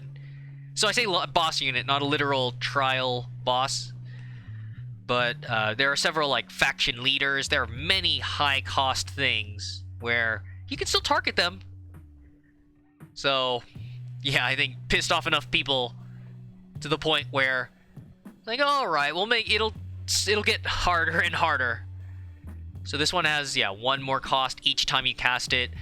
And then Growth has Quake for 2 damage to all creatures, 3 damage to all structures. It's pretty massive. No other... no other conditions other than just... them being on the field. If they exist, they are taking damage from Quake. Oh, clever!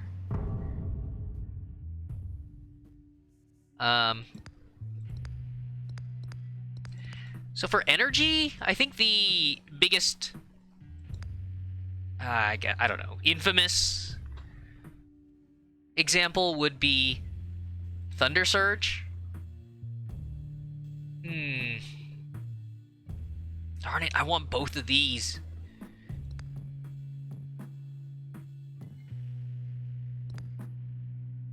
Okay.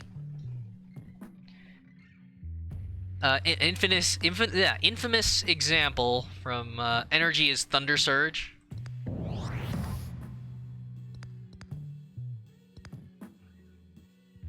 Where I don't want to apply it until I know I'm going to get to use it. Even though I'm going to lose some stats because of that. Maybe he'll leave him alone, because that's not enough to kill the Witch Doctor right now. So for energy with Thunder Surge, you have to...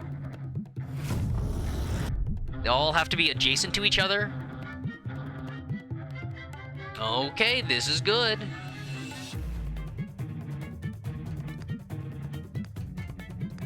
Boom, baby. Massive unit. Absolute unit.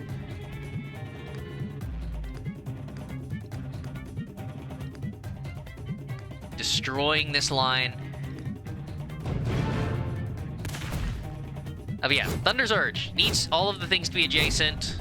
So there are formations where you can spread your units around, keep them safe. Wow!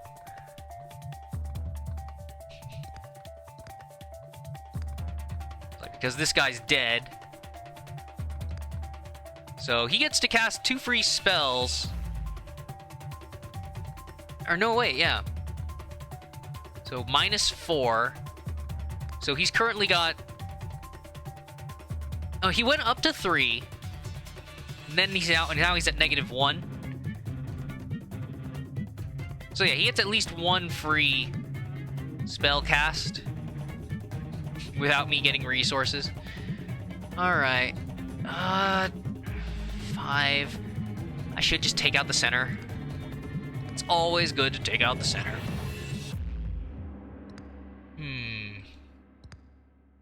This massive guy here.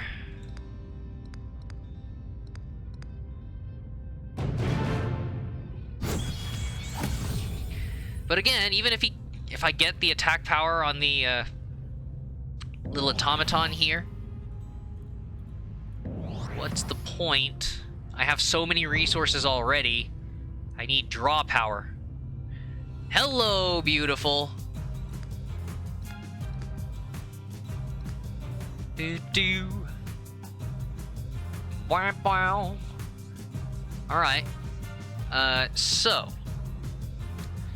Unfortunately, It's a bit of a waste. Fine, you know what? I'll attack him. He'll think that he's gonna block.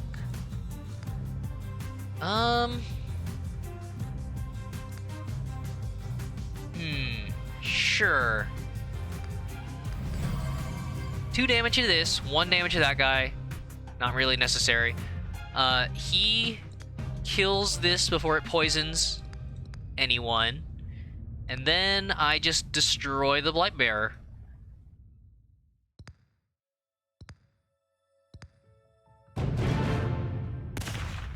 Normally this is just a really mean combo, because against a horde of 3 or less health opponents, he just starts getting multi-kills.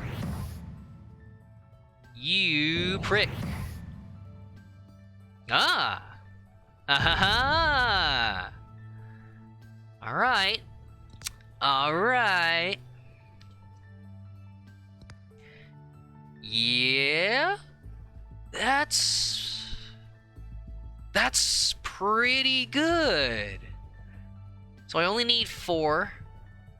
Hit everything. And then I can insta-kill his Witch Doctor. That's awesome.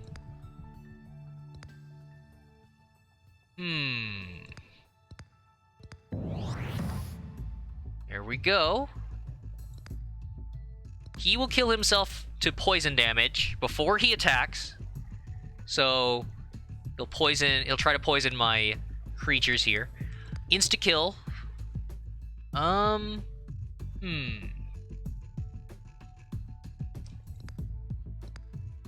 Yeah, I'll probably just hold on to these resources. It's just to save this guy. He's gonna, it's not worth it.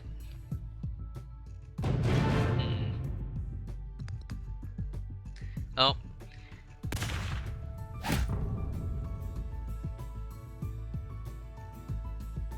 Okay, getting my little hiccups on stable connections. So he will poison this guy. There's no doubt about it. Okay, yep, he's gonna get his scrolls. There is my draw power. No, plenty of resources. I do not need any more. I love it though. He's been casting no spells to disrupt me just because of how scared they are for the automaton. But it's still, again, I'm being held back by draw power, not resources. So honestly, they could probably have just, they probably could have been making headway in terms of board control up until now.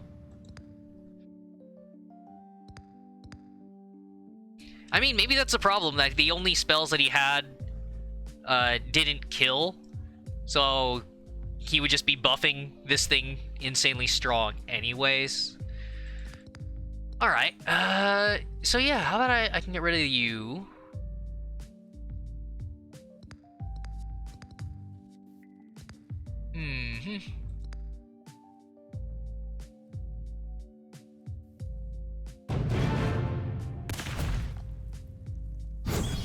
Only one more idol and we're home free. Done, done, done. How could they possibly undo all of this now that I've managed to ramp up my resources properly on a deck that fully supports it? Unlike little Gravelock deck. It's like, I am using Gravelocks, so I'll get the extra energy from the long nose unit, but really?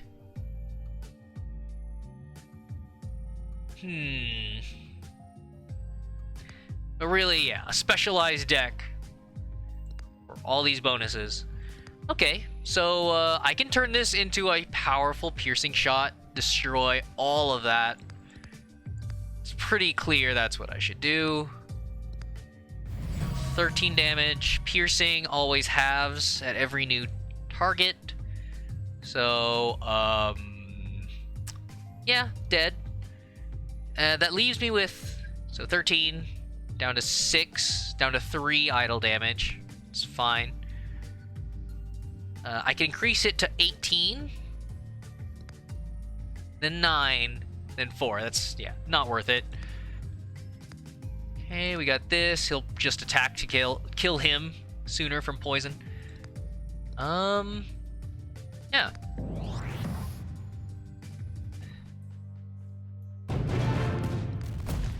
Yeah. Lost a little more damage because of this guy, but, well, good to have more board control. Of course! There's another damning curse. This is the third damning curse. I think he's gotten to play every single hand. Every hand that he's had it, he's gotten to play it. Because the ratio here is current deck versus graveyard. So he has literally gotten the most possible use out of it.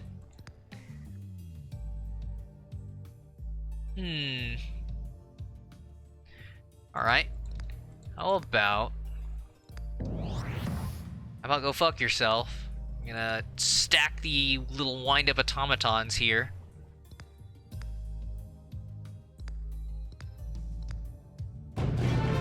So that they are all gonna go next turn. I just need to land a little 2 damage hit. What could you possibly have to kill everything, right? Everything. That's the upside. I mean, so yeah, I don't have that much draw power aside from Power Trip. Of course. Obviously. Cutesy little 1 damage addition. You die. Everything you care about dies. Okay. Ooh. I think we're done. So he's gonna get 10. Yeah, I think that's good. Oh wait, how about I just overkill it even more? I hate you so much. There. I think that's gonna hit the idol.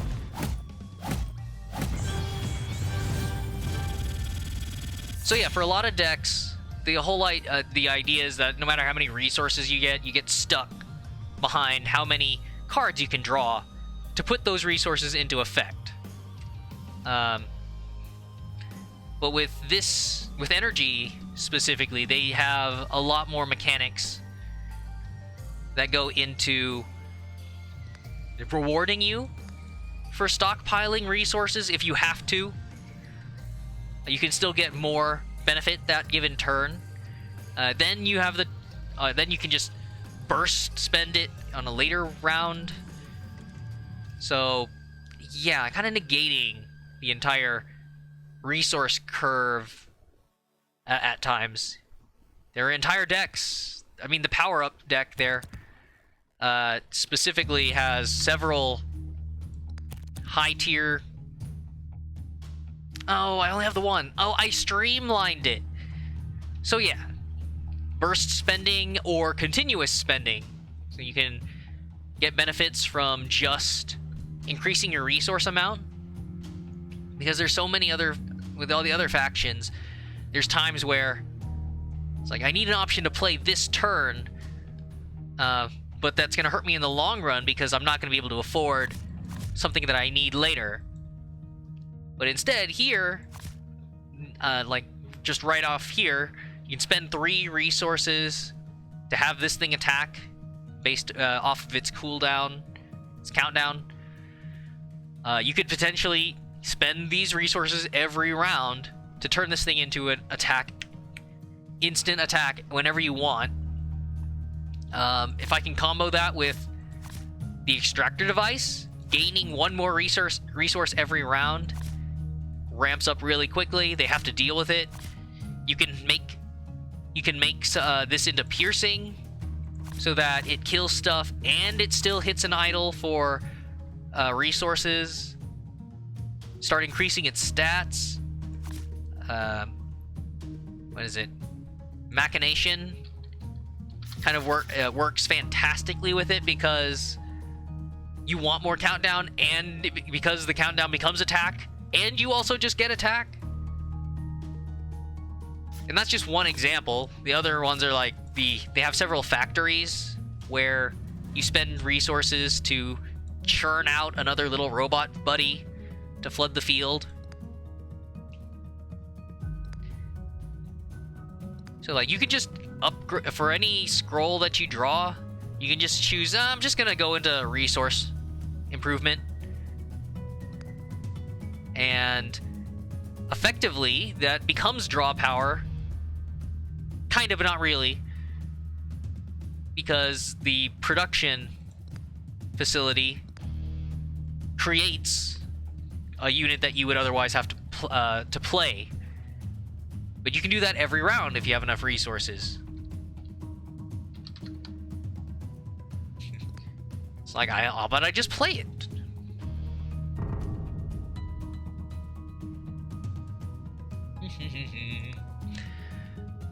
My move. So, Metal Wonder kind of gets sacrificed a lot because it's only good if you're already secure. What's the point of the structure dealing damage to their idols if you have no board control, so they're going to destroy the Wonder? But, yeah, we can just place a bunch of these here. Too expensive. But little armor is always appreciated against growth here. I want to keep that. Yeah. Alright. Little factory every 3 turns. I get a little robo buddy. This guy. A special kind of turtle. Little gun turtle.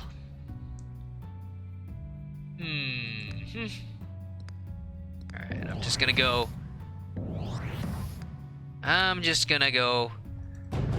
for numbers. Okay.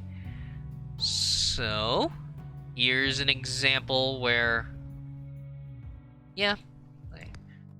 I'll be floating a couple resources, but I can get stronger and get something else on the field.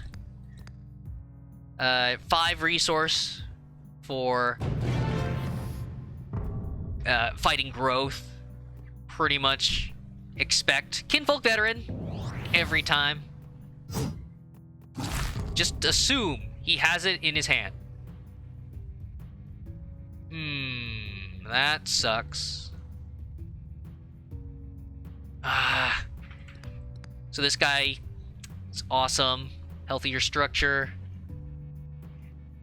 Reducing countdown, so he's giving you 3 resources every turn if you're using a factory. I want to make this piercing and just destroy all the stuff in a line here, but...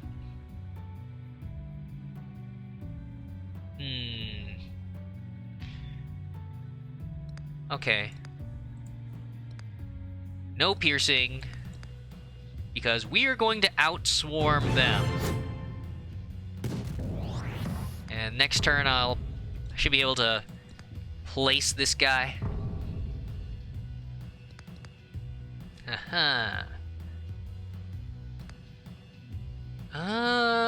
Man.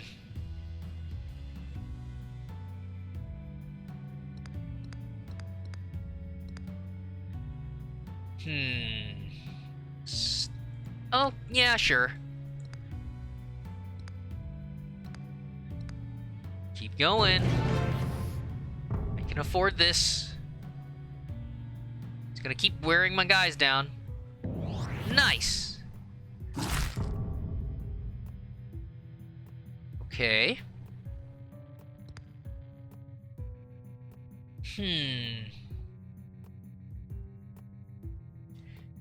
So that's a bit of a problem. But I can get him down to the point where he would die. Yeah. Whoever kills this thing in melee combat takes 3 damage because it explodes. So Until he moves him back and gets another Kinfolk veteran, then I guess that's fine, but...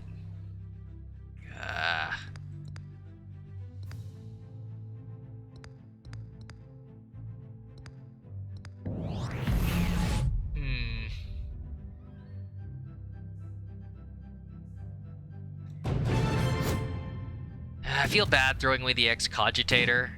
Another factory. The unique factory. And here's his high tiers all at once. Yep. Yeah, nothing. Just a little too late. God damn it. RNG. Couldn't have gotten this Scout Automaton the turn before to make these guys each deal 3 damage instead of 2. But no, he gets to go because luck.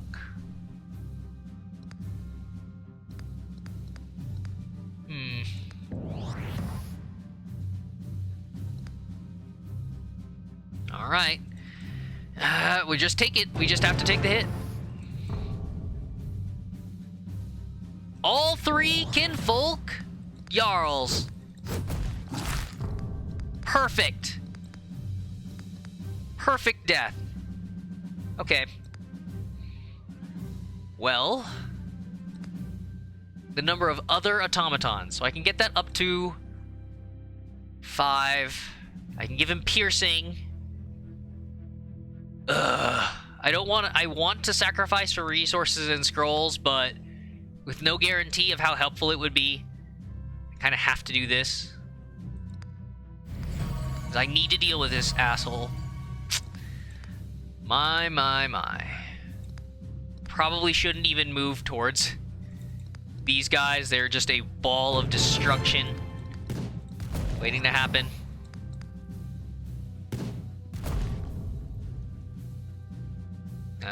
Yep. It's going for my valuable guy there. There it is. Yep. You always assume any 3 damage exposed creature. Oh, hey, here's a bunch of quick damage. I sure would have enjoyed that a previous turn so I could take out a Jarl. Nope.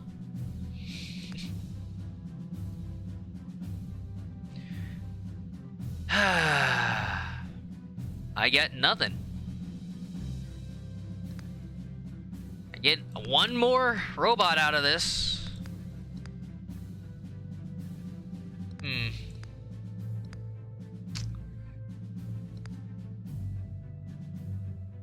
Man.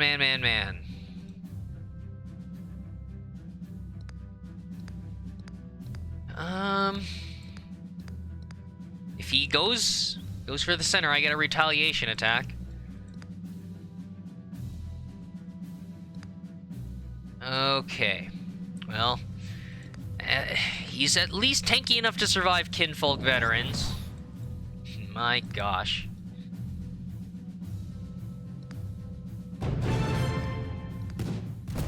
Sure wish I got my high tiers all at once.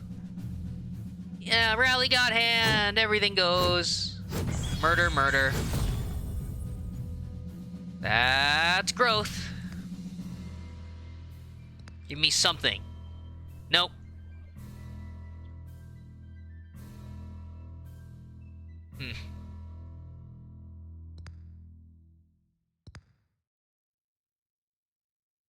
Okay. I can go this away. So, these can go next. He blocks. Barely. Get 1 more resource. And, not really any point to this if it's not fatal. And he can even just heal. So, yeah, don't do anything. Heck, maybe I'll sacrifice it for scrolls. Okay, well, at least he's not going anywhere. Oh, there's my higher tier guys. They just choose to show up.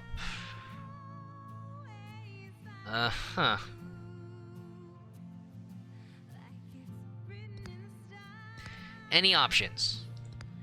Okay. So obviously this has to happen. Now, heavier armor.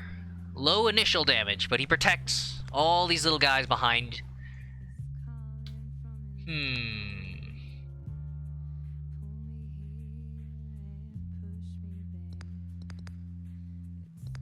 So, effectively 6 health against the largest attack he's got, which is, yeah, exactly enough. He has exactly 6 health, 6 damage. And that's if he doesn't add anything else. Then the Relentless will carry him through my line.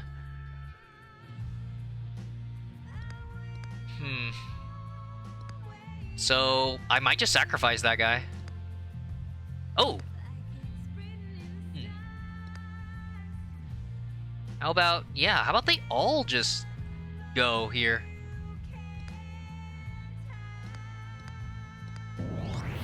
And even a little bit more armor. Sure.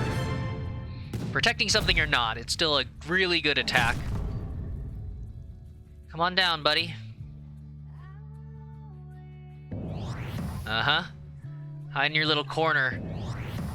The other side of the map is filled with robots. Okay. Sure. Sure, I'll trade that little wind-up automaton for one of your higher tier units. 3.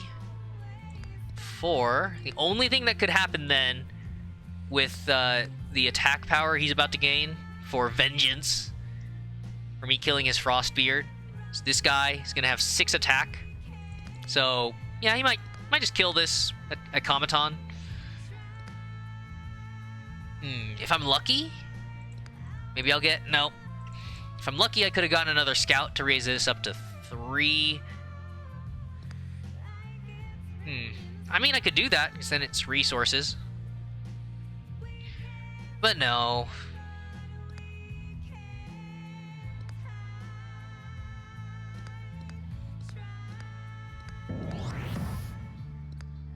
I'd rather save that for the damage I know I'll need.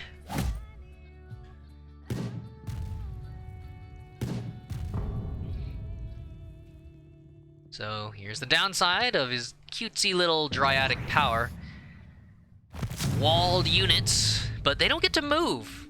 So at that point, I can ignore those lanes. If I've sacrificed anything short of, you know, the 3 idols you need to keep playing,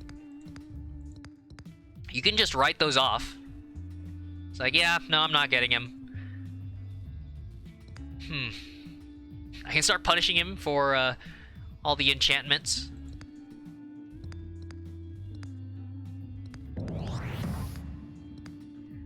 Sure.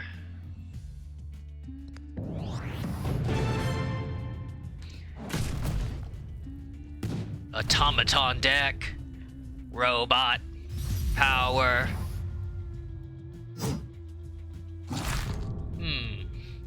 Okay.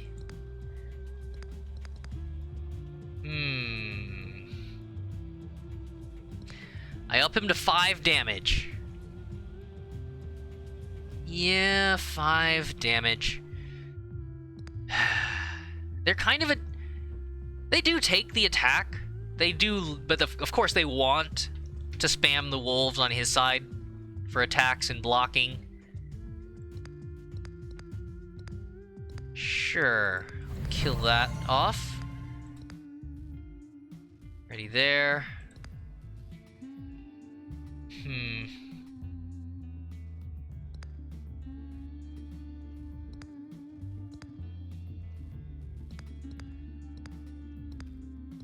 Yeah. Just a shame that there's no factories to benefit from this. So with this setup, I would get 1 robot per turn. The 1 natural countdown reduction plus 2 extra from these machine divinators. Of course he has exactly 1 more damage. That's fine. Lose a high tier. That happens. That just happens, you know.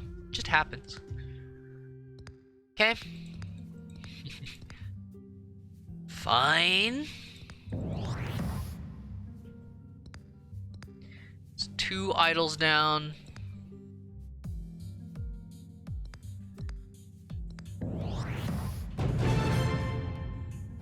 Going to murder that wall unit.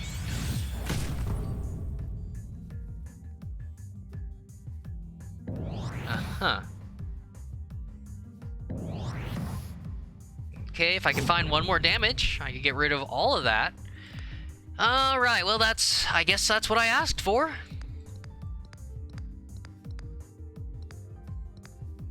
Sure.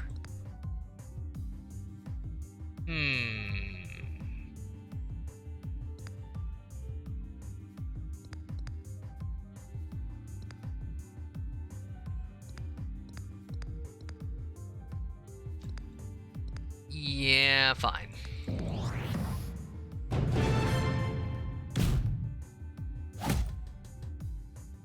Alright. This is going well. Uh-huh. Nice! There you go. It's not gonna be enough, fucker.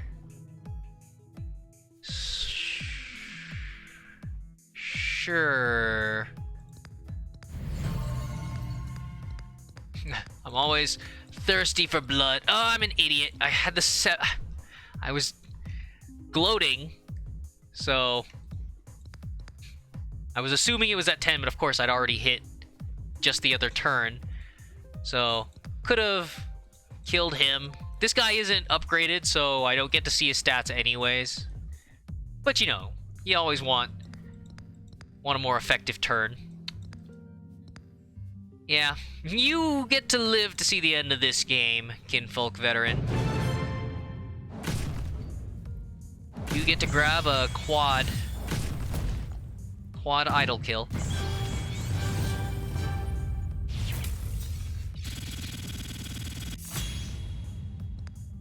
Ah, yes. Feels good. You get those little free cards at the end. You can get pretty rare ones. I don't think you can get crafted ones. Higher tiers, but those are fine. Oh, okay. Looks like Zeke's starting later today. So should be able to get another match in.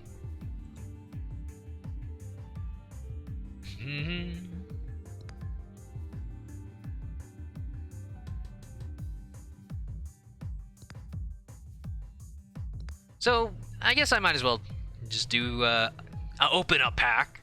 But yeah, it's you know, again, that magical flash. It's not so much the instant screen where it spreads all of the cards in the deck out, not the deck, in the pack out, where you can see them. It's a little slow. It just goes this one at a time thing where, yeah, that between that and the sound effect, I could see that it's not being as immediately ASMR satisfying as the card flipping paper sound effects. Generating it but one by one. Wonder if it must. I think it must be like a design decision, and not so much like we have to calculate based on the things you've already drawn. That there shouldn't be any duplicates within the same pack, and maybe they're calculating on the fly, like what else you don't have in your collection, or evening out faction amounts. I don't know. These are all just. It's all just a bunch of speculation for their old whatever their code was. But I mean, yeah, just considering how many packs I've opened, the numbers maintaining being so close. It's interesting. I think that's total amount? Because, yeah, like, multiply all of these by... well, all the numbers... add the numbers together underneath. But, yeah, it's not like there was any bad luck here where it's like, oh, I'd really love to build more of this faction's deck, but I keep opening packs and I endlessly get the other ones. And he's like, here I am. You look at me, guys. I got 600 of these couple of factions and then only 200 of the guys that I actually want to build. So it makes you wonder. There must be maybe some kind of fail-safe with like, okay, we want you to be versatile. But I don't know. I do appreciate versatility. But yeah, at this point I have everything, and I'm just getting 3s of a few things, and if I can get more to craft, then that's fine too, but there's plenty that I've been selling off, because I already have 3 tier 3 versions.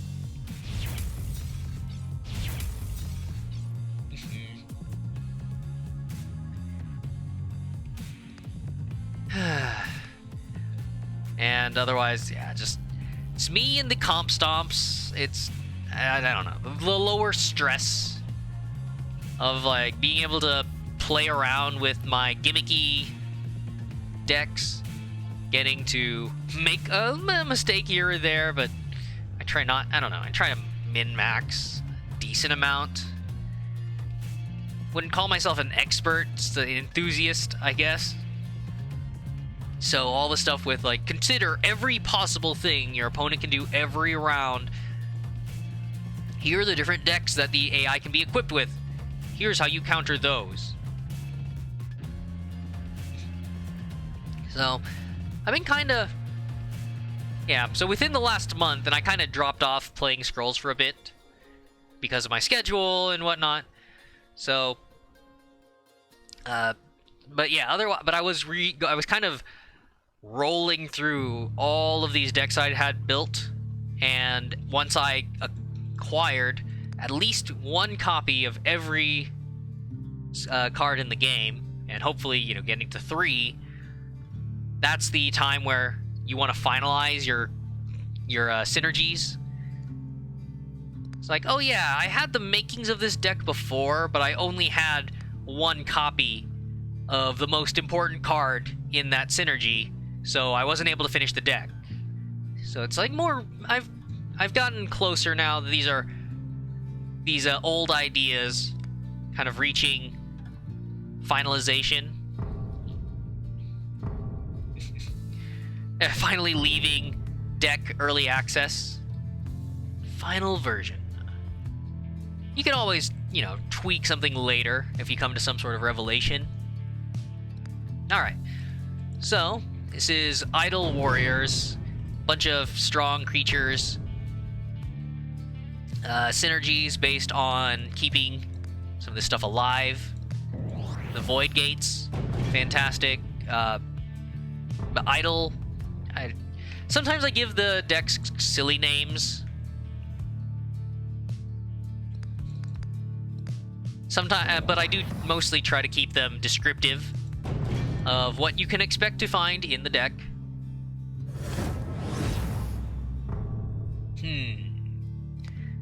Or what playstyle it's kind of geared towards.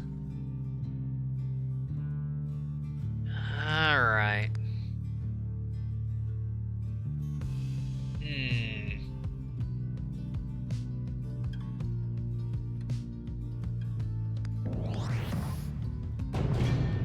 He might just have a Blessing of Haste to kill me. Oh, okay. Ah. Alright. Well, I guess I can concede that side to him. While...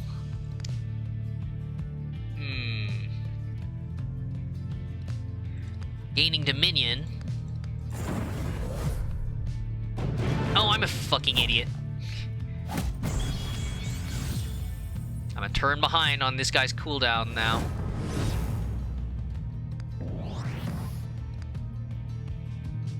Yeah. Dumb.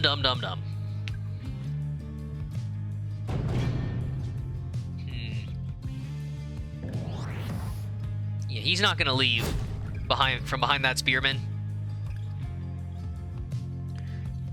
Ooh, but this is fantastic. Just look at this.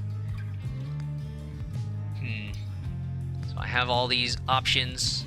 I can just spread into the top part of the board here. I have these incredibly cost-efficient units. I'm just doing that because that's the most expensive thing I can place for the extra effect, but this guy has the same stats now. This 2 cost now matches a 5 cost because of the additional... Oh, too bad you didn't save that for when you were attacking. Because of the condition that you need to grab Dominion for it to be that effective. Okay. 5 cost.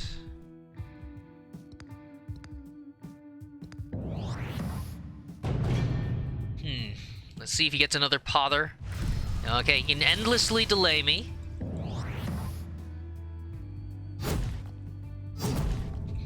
So it feels so good to play around with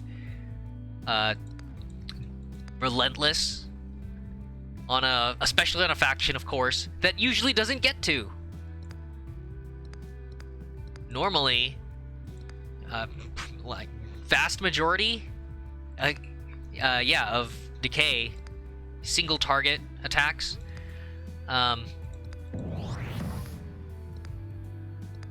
So I think the only ones are this Blade Husk with Dominion and the Harvester guy.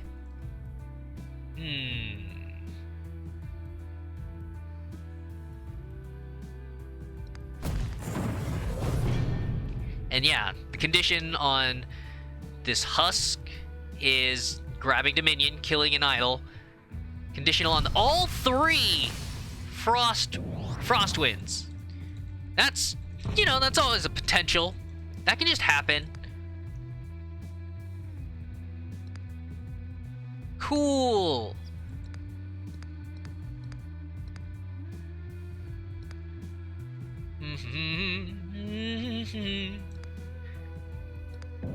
Alright, asshole.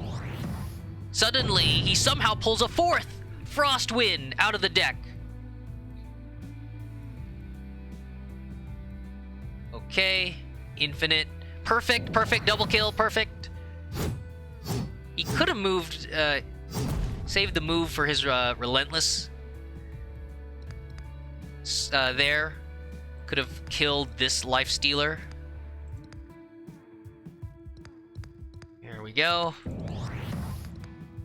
Take a look at that. Equal stats. It's just that he doesn't get to heal. But he's a fantastic blocker. Okay.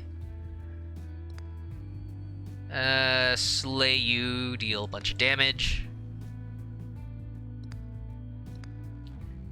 Could lower his damage. He just focus kill somebody. So I guess it's not worth it.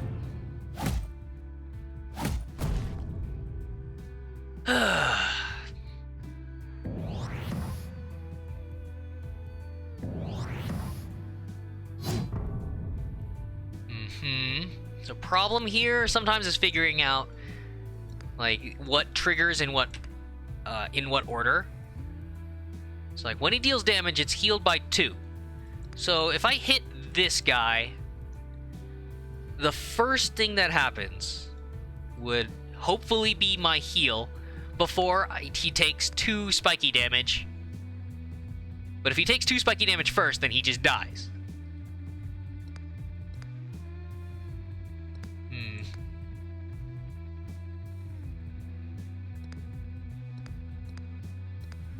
Alright.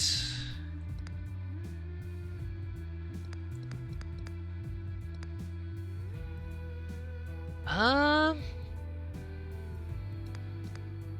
sure. Massive idle hit.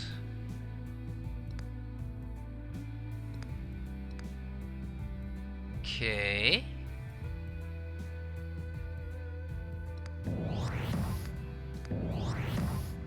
So we'll see if I can deal 5 damage and get a slaying hit on that guy. But, well, I'm kind of being an idiot because I can just end the match. Oh, well, no, wait. Scratch that. I'm being super dumb. I'm kind of sacrificing this for attack. Shame.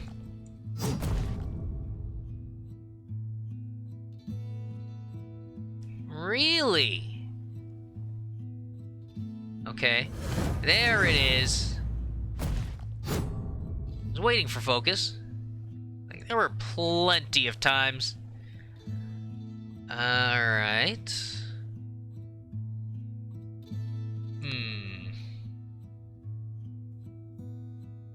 I could focus on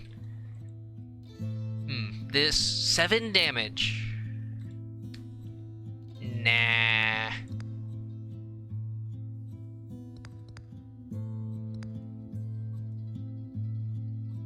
He lives?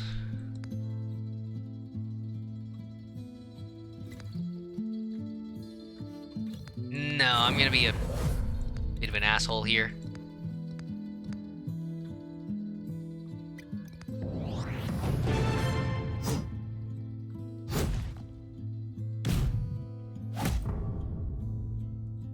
So you gotta guard your idol, otherwise it's game over.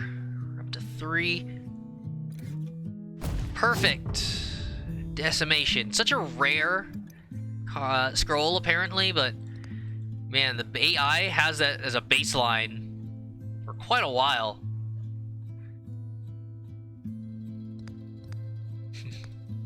Perfect draws to kill off that husk. Almost never get to play with these zombies. 3 countdown.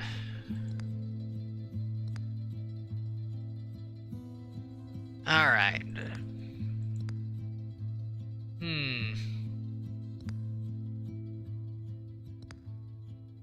To get a kill.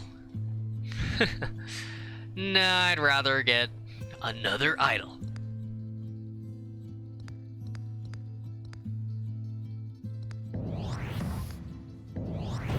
So that's basically it. This entire deck, creatures that synergize with Dominion. I have specific Dominion decks because there's also the Order card that just gives you Dominion for a certain number of turns while the card's in effect.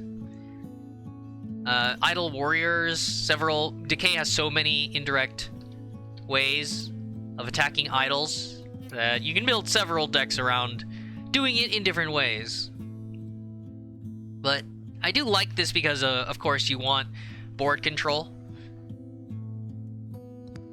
So even if you're not able to grab one of the idols, you can try to fight them off normally until you can sneak a hit in with that little hex mark.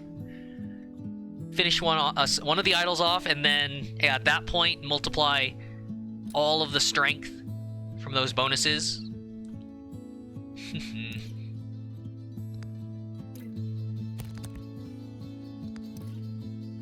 Yeah, several of the other idol decks have the problem where they are so focused on the idols that you start to lack board control, which, if you're not able to end the match quickly enough, if you're not lucky with the synergy, the draws of what you need, then yeah, you don't tend to last much longer past that. I guess I'm just going straight down the list.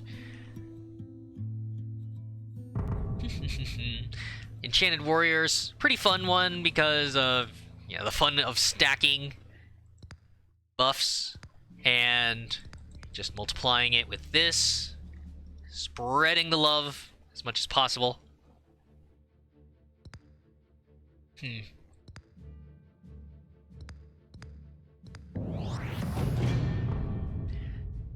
All right.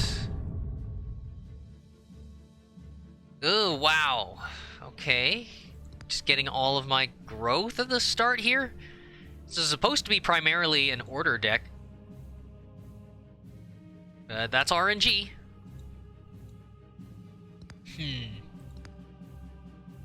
Well, until I get an enchantment, I probably could just get rid of that.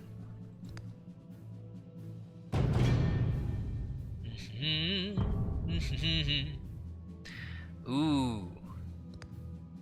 Alright, energy, which means we're gonna be getting magicked out of the way here.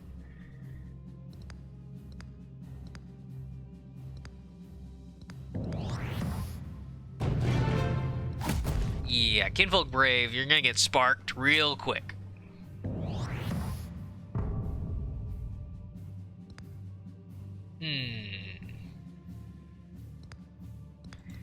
Gotta be careful about adjacency bonuses here.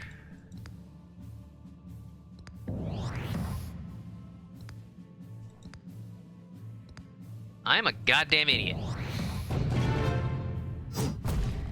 Well, luckily, everybody's at 1 countdown.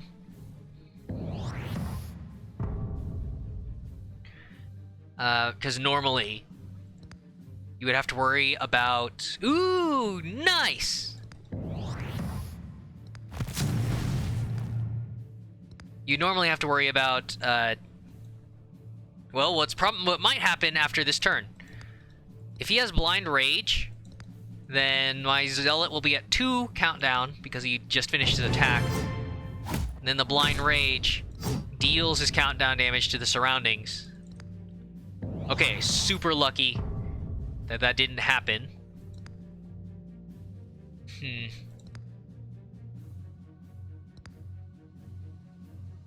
Okay.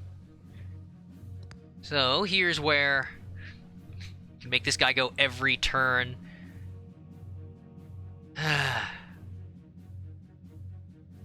Yeah, and try to buff.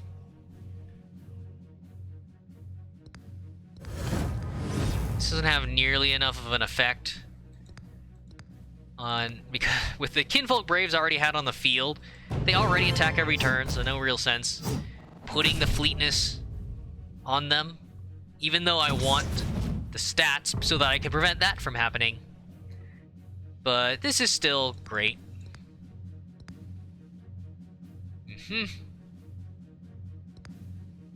So... I guess. Try to keep him alive.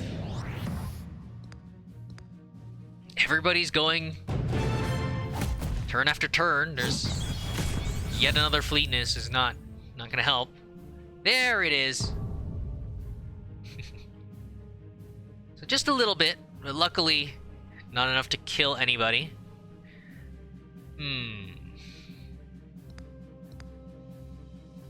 Okay.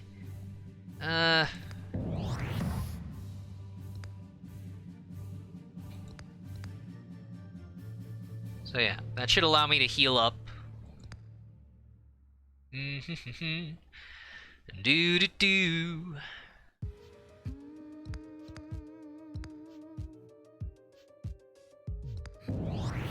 Okay, we're reaching 6 magic point of Thunder Surge, killing half of my guys here. But it didn't happen. Awesome. So all this, you can just see I'm going for more scrolls, because this deck isn't, as I recall, this deck isn't cost heavy. It's all about a bunch of relatively cheap units that you improve.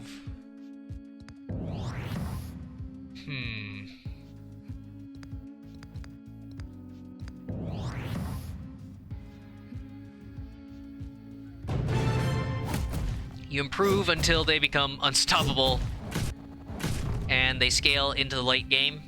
I think the highest I have are my skirmishers for relentless damage, plus the benefits of yeah, insane enchantment stacking.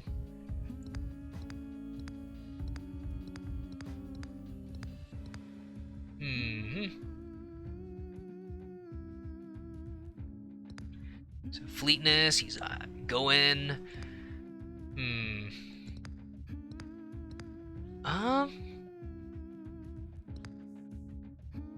Oh, hey Procyon, good to see you. Hope you're all right. So you think I need some Slay the Spire in my life? Well, I think I didn't get to check it out. I think it's like another roguelike.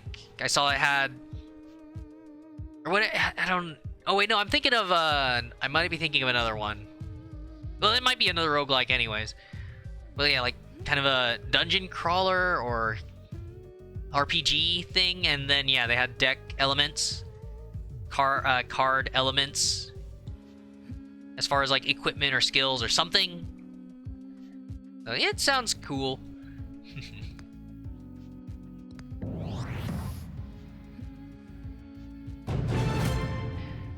But I hope you're doing okay, Procyon. Good to see you.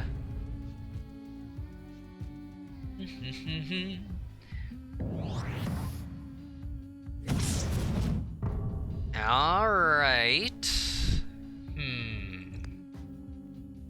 Yeah, is this where I sacrifice them?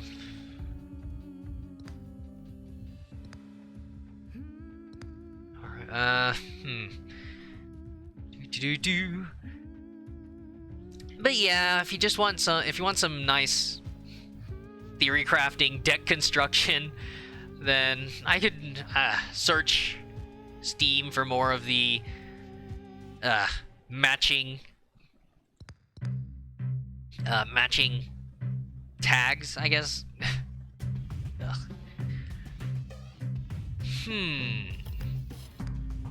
Darn it. So yeah, if I'm gonna deal with that, I would have to sacrifice my zealots. Aw, I hate to lose this guy. I buffed him up a little bit. I think I just have to... I think I just avoid it.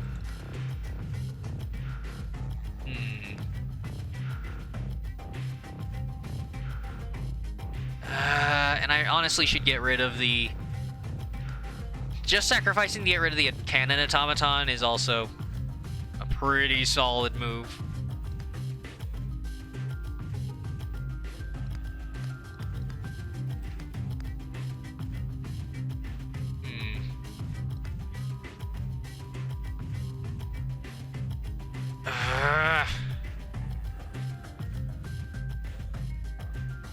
Okay. It's happening. Then... Oh, I should have moved up, because she's gonna get burned.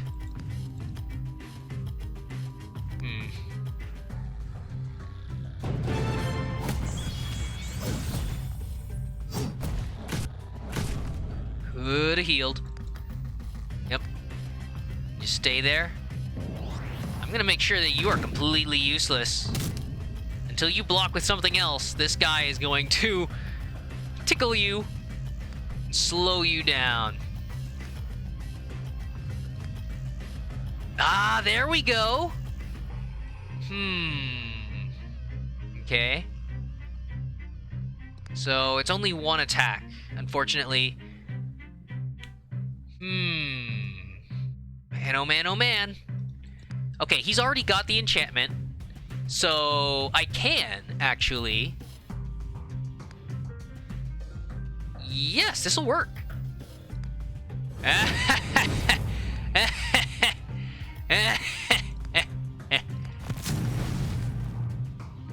But Martin, he's only got 2 attack, and this guy's got armor. Yeah, but now he's poisonous. Alright, bit of a waste.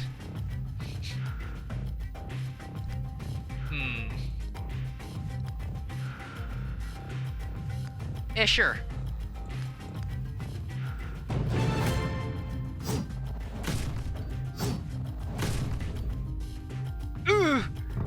He's casting a poison spell.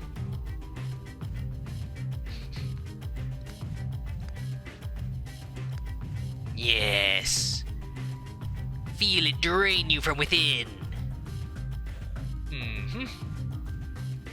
That's done. Kind of overkill. I was expecting, you always expect they could put some blocker units in the way. So you want more attacks to secure it, but nope. The guy had nothing. Maybe he just didn't feel like anything he placed on the board would have enough of an effect.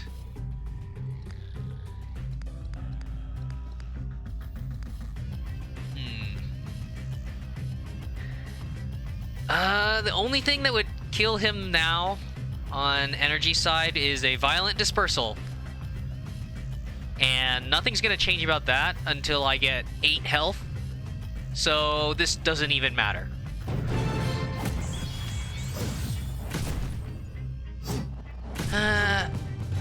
Yeah. So, yep, all of that disruption with units that cost 4 or less in this deck.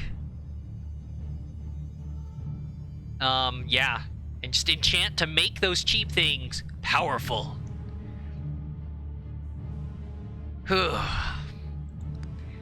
And of course, that's the problem with the mixed decks. Of course, you're getting a shallow taste of each of the individual factions. So, several that would help there. Like, if you're fighting energy, of course, they're going to cast magic spells at you. You're going to want magic resist, but I don't have enough space in my deck for that. I don't have enough open card slots. I think that deck, any of the decks that I have, I've kind of reached that point where, like, I think 52, 51 is about where I will end it, because I don't, as much as I love putting more options into the deck, I hate the unreliability it is. Because I keep thinking, every time I have a shitty match and think like, if only I'd drawn this other thing that I need. It's like, well, you'd be more likely to get that if you maybe didn't have 60 cards. So, but there was a time where I was like up at a 55. I was like, that's close enough. It's kind of like driving the speed limit, 10%. It's more like 10 miles per hour above the speed limit for a lot of the US. You maniacs.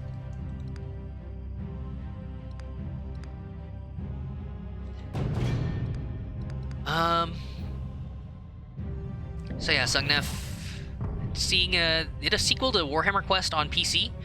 I don't think I did. Wait, was Warhammer Quest PC? I know there was another one that was like the tabletop game. We might have already talked about that, if that's the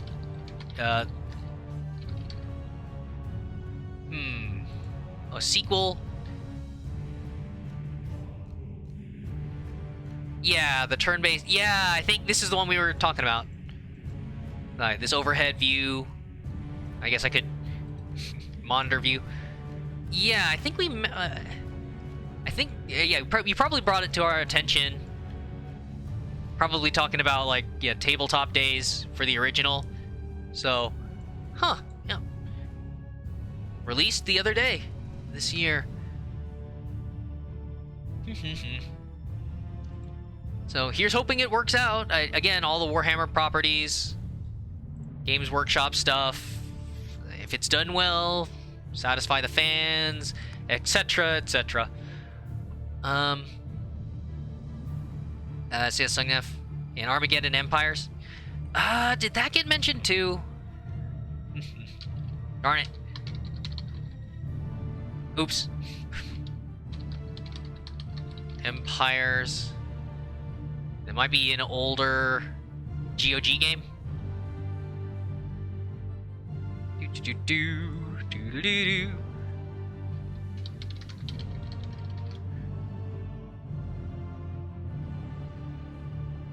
Yeah, I think, right. I think this was suggested. I think I might have played this a bit off stream. Kind of figuring out the Hex Empire Builder stuff. I recall, giving it a shot for a bit. Gosh, it must have been years ago, after some recommendations or whatnot. Um, I think it was just clunky enough that I could kind of see where it was getting. You know, the Empire feel.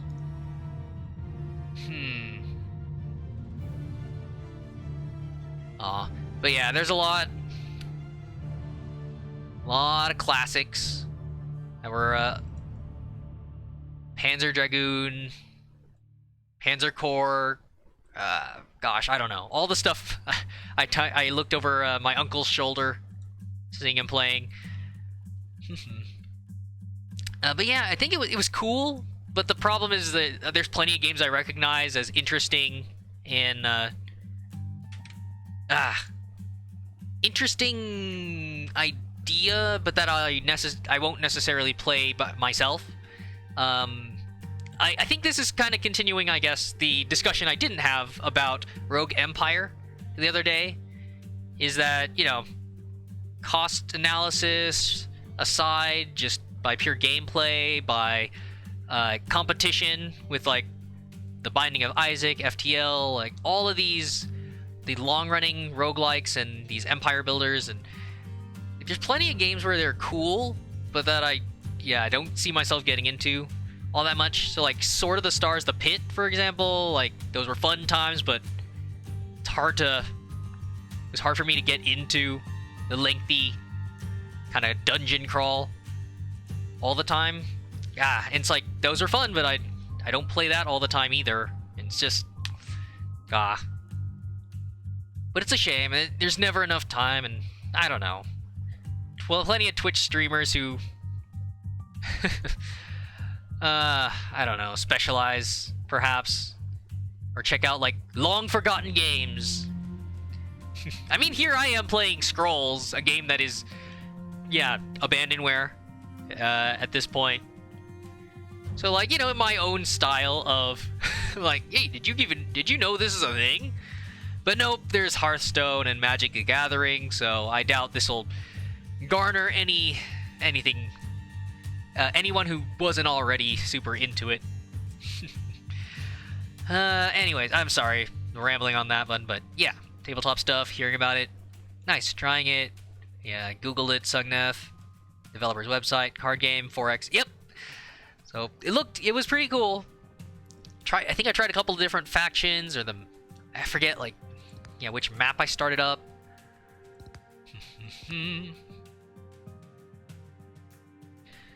Well,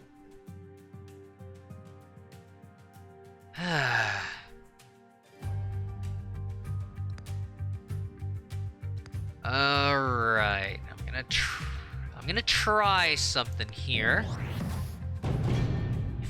He should live, unless the rare times where the AI will pull like 2 ragged wolves back to back and instantly kill your little 2 damage starter guy there.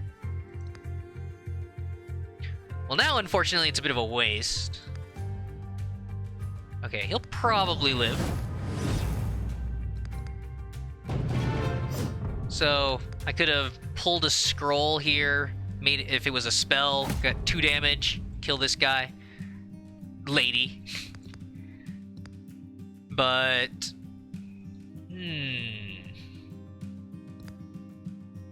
Okay.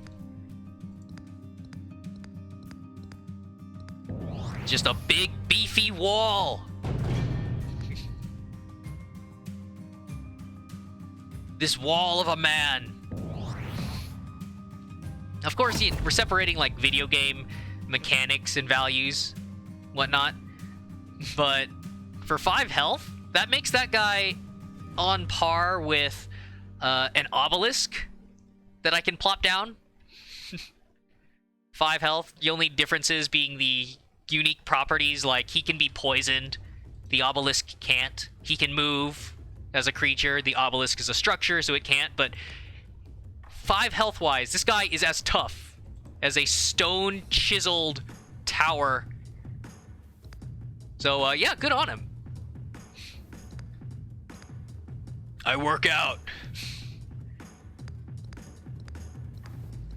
Okay, scroll draw is great, but let's just kill off his board control.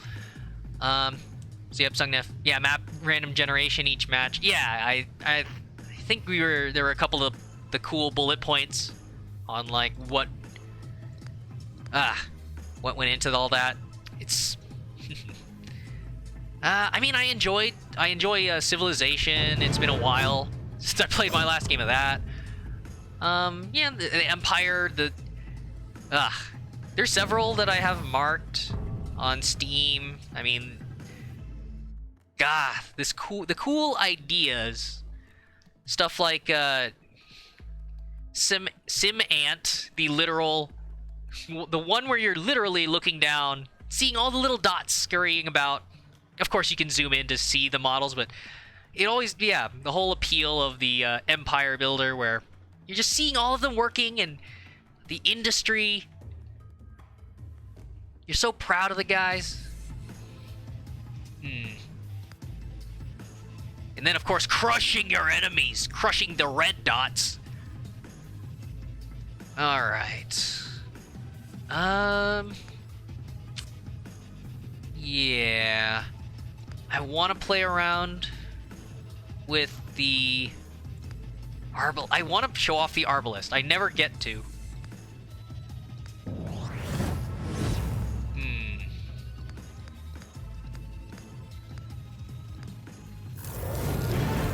Get rid of Big Scary Wolf before he can summon any more. Yep, they're addicted to that board control. Little tickle. So, unfortunately, yeah, nothing would change. So now the danger here is his comeback, if he gets a rally, is exactly enough. Or a mangy wolf, anything that just sends his guys going down the lane. Incredibly likely to get this Great Wolf a turn. Oh, he moved away. Sometimes they do that without... I forgot, it's the medium AI, but... Yeah, sometimes they do that without sacrificing for scrolls. So... they might have given up options. And... yeah. No spell. So I was hoping for the damage up there.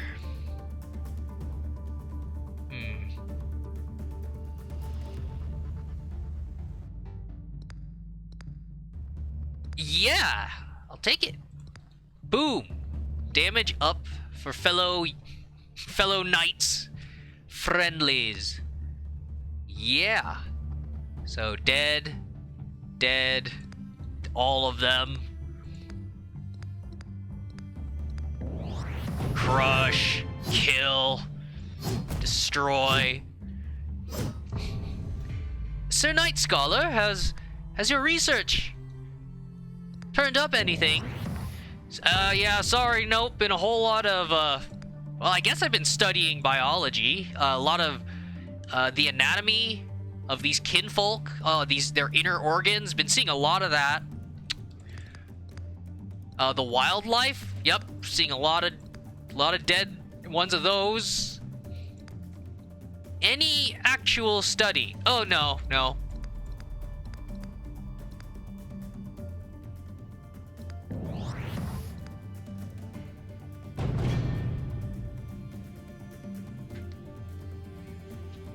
Oh, that's not gonna last, buddy.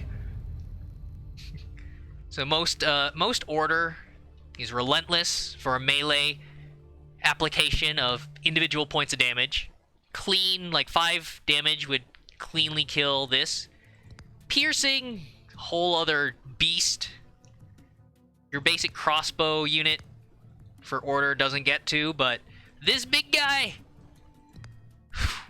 you can tell how crazy it is because of the fact that he doesn't even need to do that much more damage. It's interesting to think of the balance from that point. The bigger thing is that he gets resonance. And it's the resonance and piercing that suddenly changes it to from the 1-cost crossbowman, 1 resource, 4 damage, takes him 3 turns to activate, and he has 2 health. So yeah, you have the risk of dying out of nowhere, but yeah, this big guy that costs 6 times as much, he gets 1 more damage. He takes even longer, but you speed that up with spells. And he has some survivability. And yeah, but the piercing resonance is just insane. I could just have him go. Okay, so 9, 4, 2. So I need 8 more.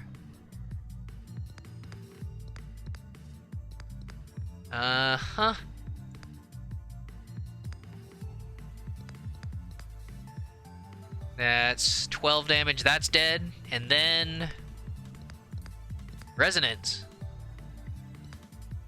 I put spells that reduces countdown on him, and because it's a spell, it reduces another countdown. Just love playing with Arbalest.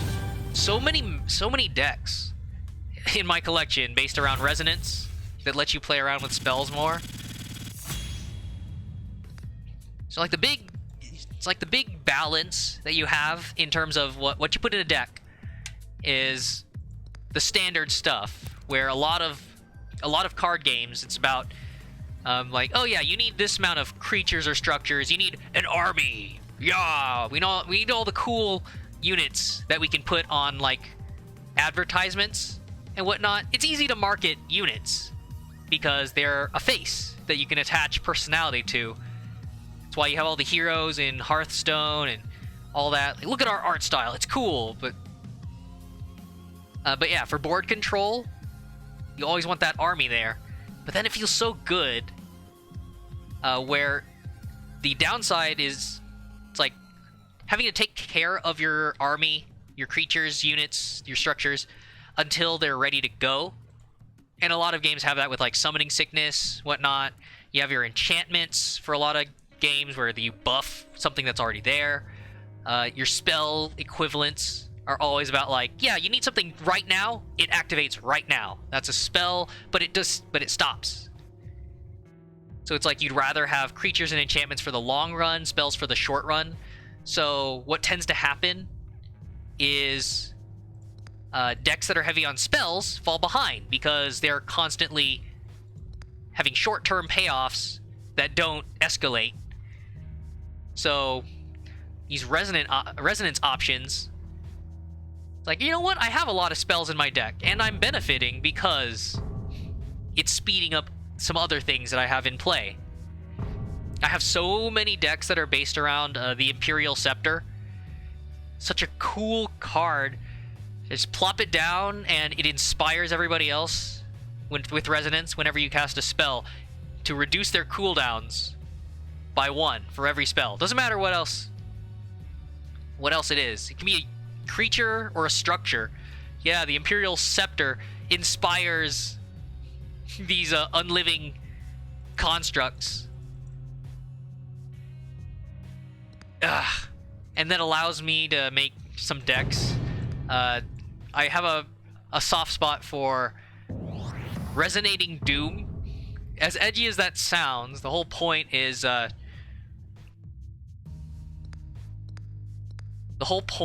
to survive long enough to put the Imperial Scepter down around a Doom Teller, and it's a mixed deck.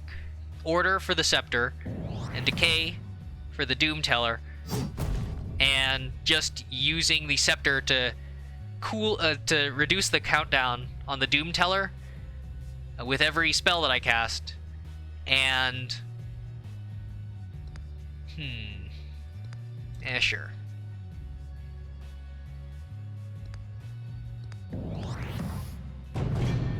And normally it takes 4 turns for the Doom Teller to activate.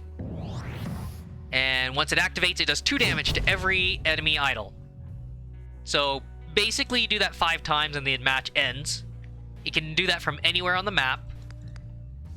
It's amazing.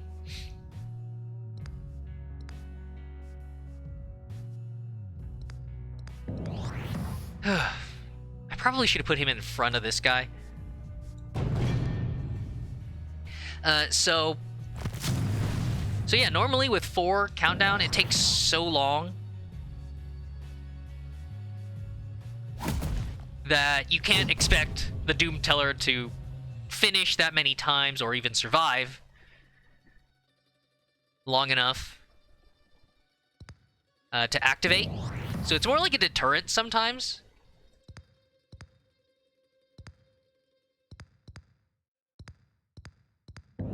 But with the Imperial Scepter, with the countdown manipulation that the Order faction has, I can just activate spell after spell and even swap the countdowns, because the only limitation is once the Doom Teller hits 0 for that round, then its effect is done. So you find a way to upgrade your own countdown, something that's normally a bad thing,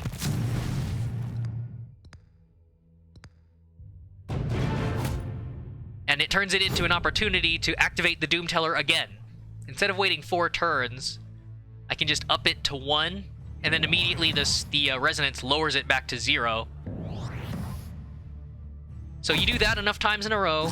You can do that with multiple Doom Tellers adjacent to the Scepter, and I've taken my enemy idols from, like, 6 health about the middle of a match, and just activate it 3 times in 1 round to insta-kill every objective on this side.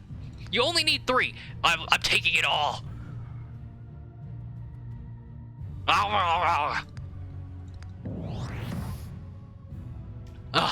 You can just hear me nerding out about these deck possibilities. I love this! I love this game so much! Oh, man. Whew. Alright.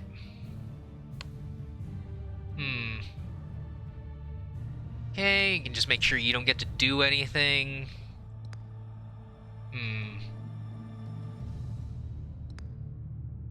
Yeah, man. I don't like giving up my board, my tiles. I'm really strong right now. Plenty of blockers versus the creatures he's about to lose. But fine.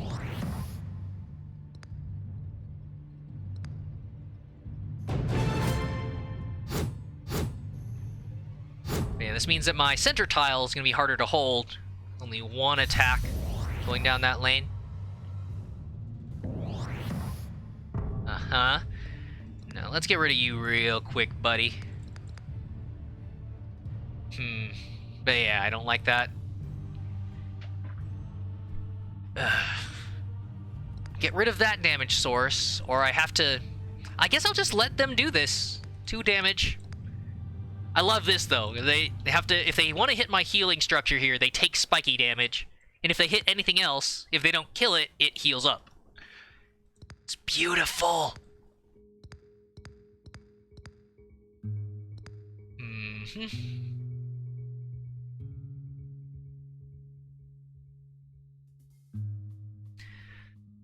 Okay. How about... So I'm gonna send 5 damage down this lane, which should kill all of them if they don't have some sort of health upgrade by then. I kind of expect them to.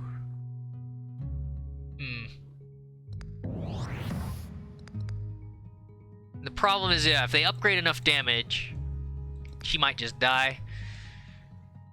I guess I'll wait.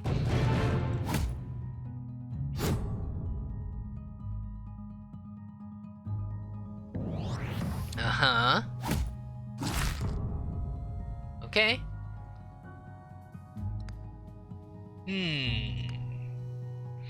Nice.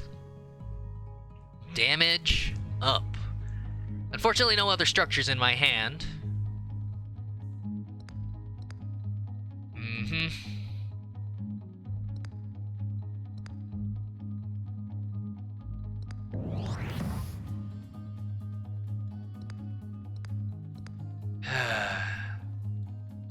got that. So all of them are dead.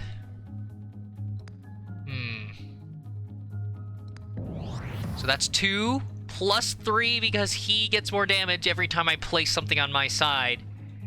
Insta-kill. You had 1 turn. I mean, of course, here's where the medium AI, like, the obvious optimal choice there would have been to place it behind your wall. Like that.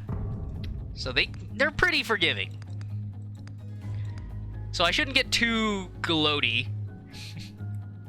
It's like, yeah, I shouldn't be too happy about beating up this machine.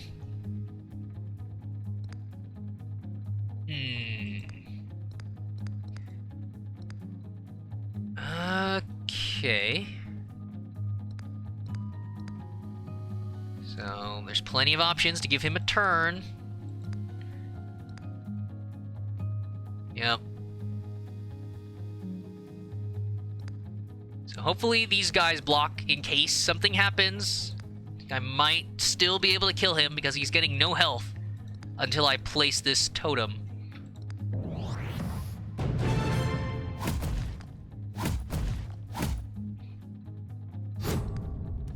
So yeah, whole reason why I had this wildling up here, this little lady wants to be left alone. Okay, I might be able to heal that up.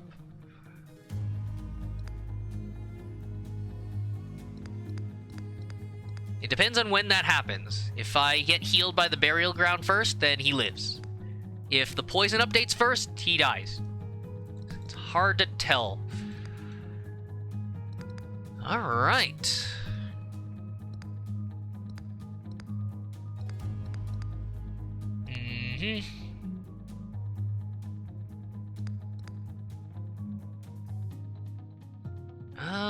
Sure. I probably should have just put it in the back there.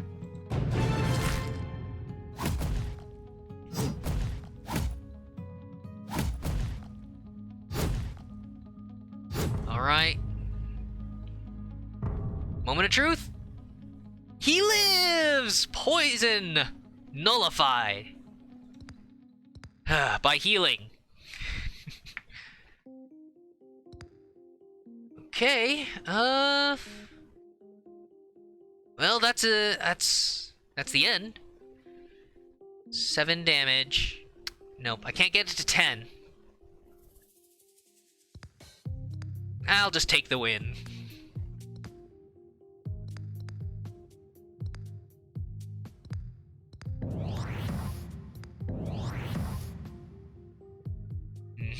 Yep, right up to 9. No other damage source.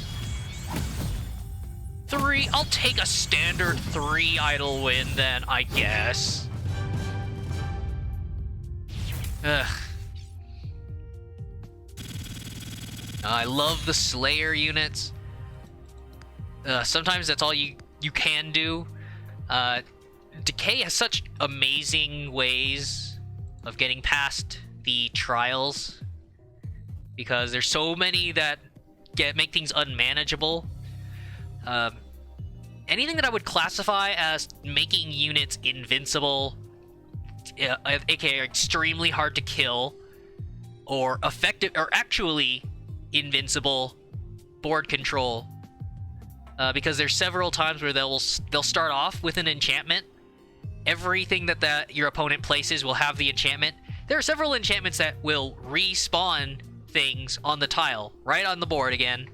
And of course, those respawns will also have the enchantment to respawn them upon death, etc. So you can see where anything you kill is instantly revived in a never-ending zombie army, while they continue to place units behind the things that are being killed and revived to destroy you. So in cases like that, that's where all of the idle decks come in. The ones where I can't kill anything to maintain board control. So I'm going to kill those 3 idols fast, because it's going to get really nasty the longer the game goes. And yeah, Decay has most of the tools for indirect idle kills. just the effective, basically the artillery of this game. Fire over the infinitely respawning armies, hitting the precious idols.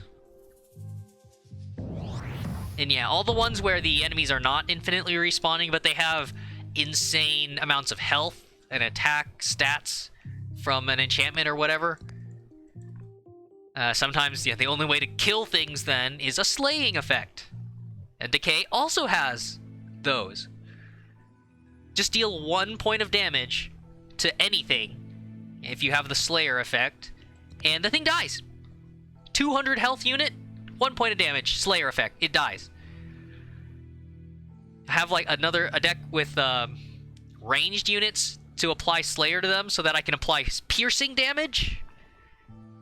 It's amazing getting the triple kill.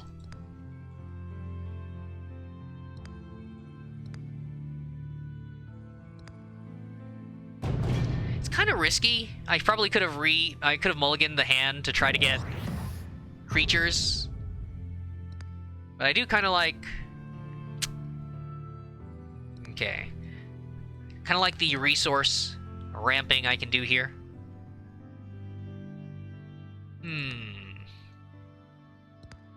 Okay. A little risky to get rid of my strong Berserker unit there. But, oh, darn it. So the deck I just did, healing structures, obviously healing based, and then surviving long enough to put a totem mask on a creature so that they get stronger with every structure. And,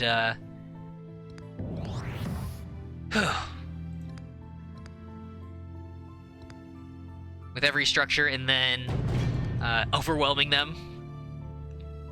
I think this one was Flagellant, so based around self-harm.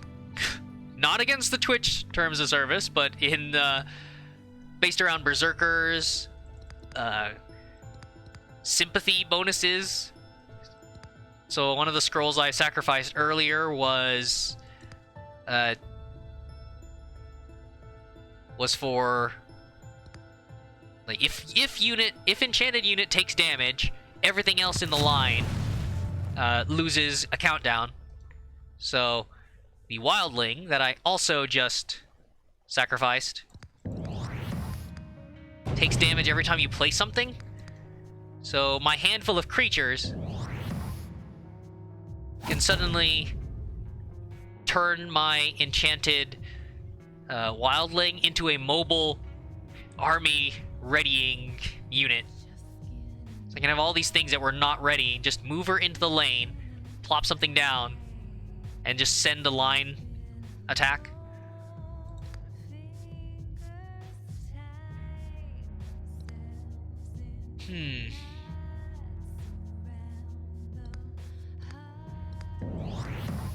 Alright, so fantastic resource gain so far.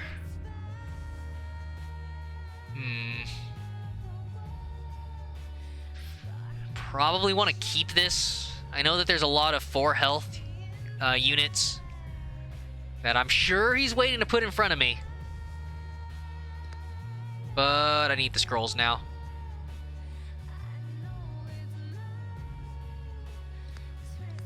I should just work on the big guy. Okay, resource ramping. Every time this guy hits an idol, I get resources. So I can start getting more and more expensive stuff. The only thing I have to worry about is him disenchanting. Order has plenty of options to get rid of enchantments very quickly. You can just send something back to your hand, discarding all the enchantments attached. It has specifically 2 different cards that will remove all enchantments on. First one is a single target, super cheap disenchant, and then another one gets rid of all the enchantments on a line. So could quickly lose this extra attack and health, and this guy could just die.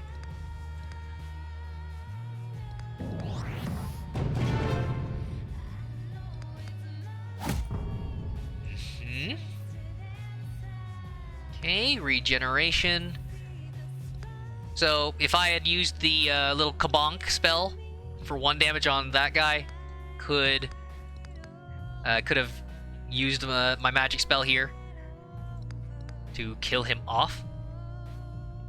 But nope, I went for the big guy.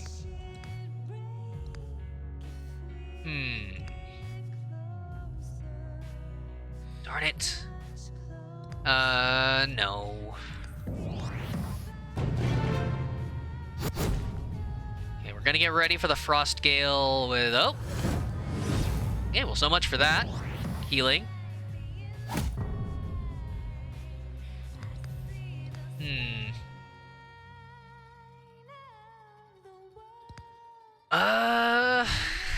With a focus, they can just kill me. Yep. Order manipulation. Just kind of assume at any point one of his units could just get 3 attack. Quick and easy spell.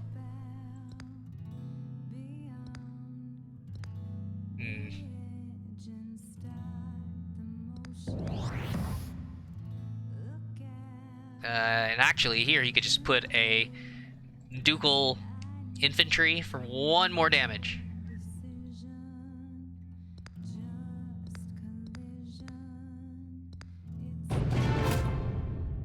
Oh, it's been an hour. For Zeke, he might just be... Okay, he's got 30 minutes. Okay, that was 5 minutes ago. So, yeah, 25 minutes. All this theory crafting makes all my matches take that much longer. 20... let's put it 23 minutes. Do. Alright.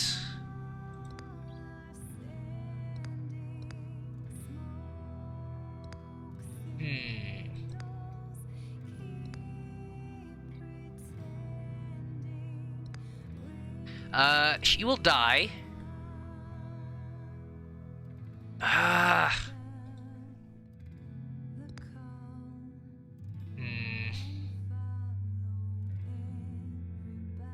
So I need to give her health. I have the resources. Sure.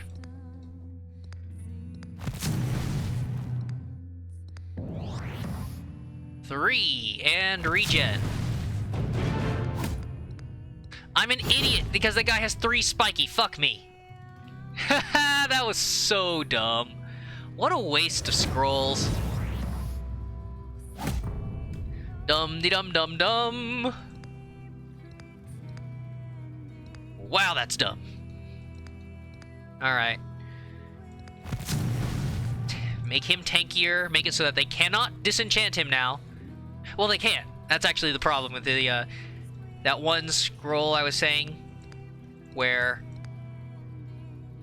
you could target a lane, and any enchantment on that lane gets taken away. That'll still get rid of that.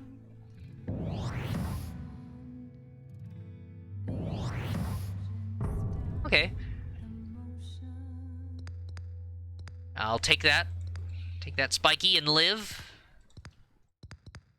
So, no extra resource for me this turn, but I still get to take a scroll from him then.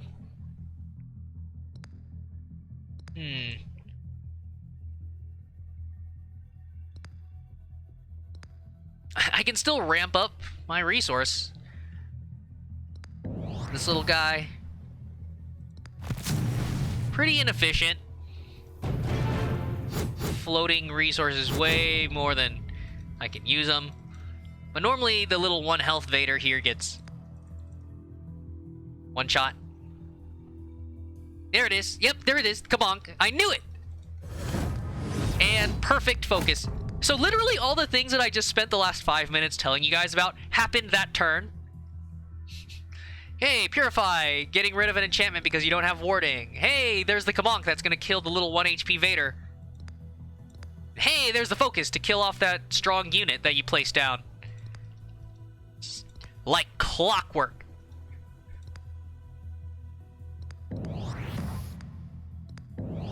Okay, I'll get ready to kill you unless you have another Blessing of Haste and Focus. Something to just do exactly 6 damage. Kill him. Because always. Alright. Down to 3 health, so even if you run up here, you'll have to deal with the Vater. Yeah, there it is. Not warded, so they lost the 3 health, keeping him alive. You deal 1 damage to everybody. That doesn't change anything. I'm up to 7 health, which means he's gonna need a little bit more than a focus. A focus and a ducal infantry. It's still incredibly easy to one-shot him right now. Okay. We'll see.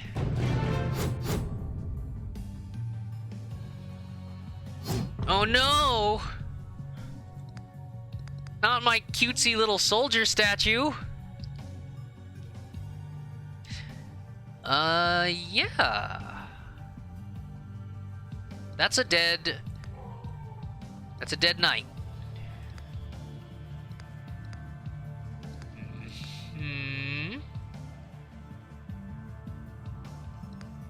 If I can avoid using the Frost Gale and damaging all my guys, then it's nice if I don't need it.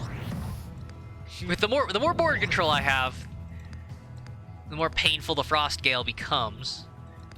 So yeah, just a quick little transfer there. A little scared of what this crossbowman's gonna do.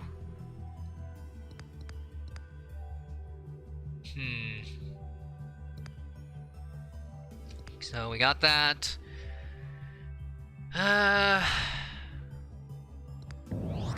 Okay. A little more health. Let's see how fast he gets disenchanted, kabonked this time.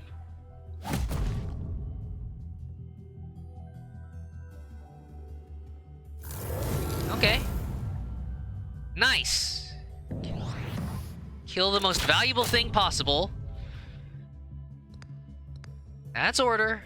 Their manipulation is fantastic.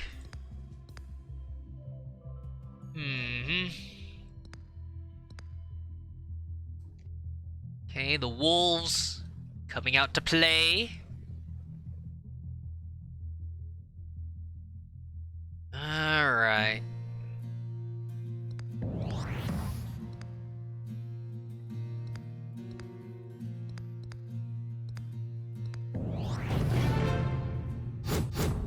Where are you running to?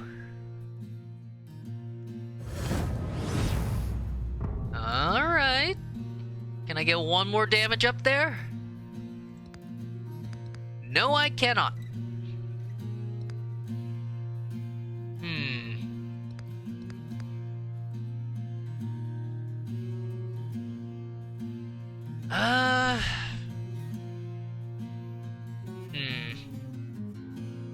Oh. Yeah. So AI. Yeah, placing the wall pretty far back. Usually you want to put them in the front to block. There's really no point in putting it back here. You're not protecting it. It's not serving anything other. It's only good for taking hits.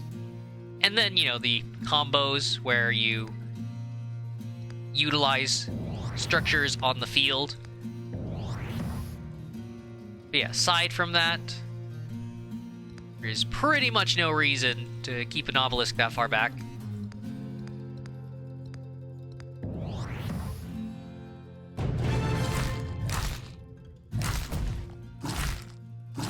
It's just not enough scroll draw.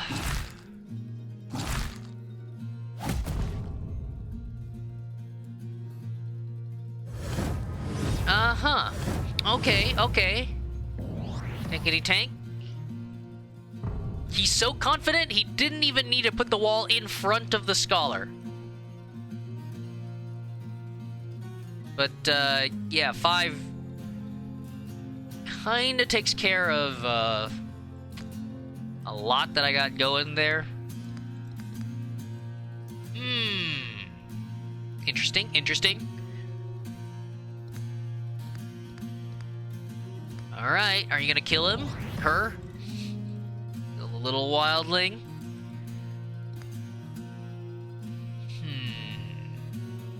Can up him to 6 damage if I wanted.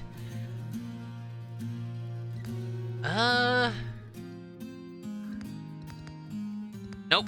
And I've maintained such board control, I cannot fit any more units. Taking out a wolf, huh? Okay, lowering the Great Wolf damage.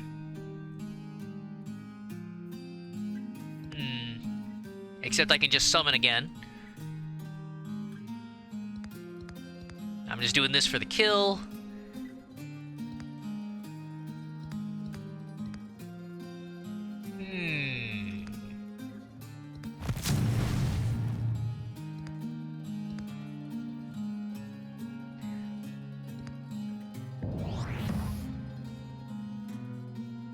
Okay, so 10, 8. He lives.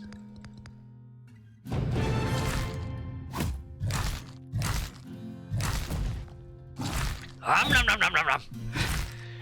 The AI loves to taunt with that one whenever they eat up your forces with... Oh, there was only 1 health left on that top idol. Huh. But yeah, the AI loves to taunt with that whenever they destroy your units while using beasts. Any kind of like monster. They will actually type in the little in-game chat, nom nom. I kill your units. Delicious. Yeah, the taunts. They're funny, but you can get a little salty if the match hasn't been going your way. Bad RNG, and then the AI proceeds to put a little smiley face in chat. Like, haha, I just destroyed the most valuable thing you got. Sorry, dog freaking out at the front door.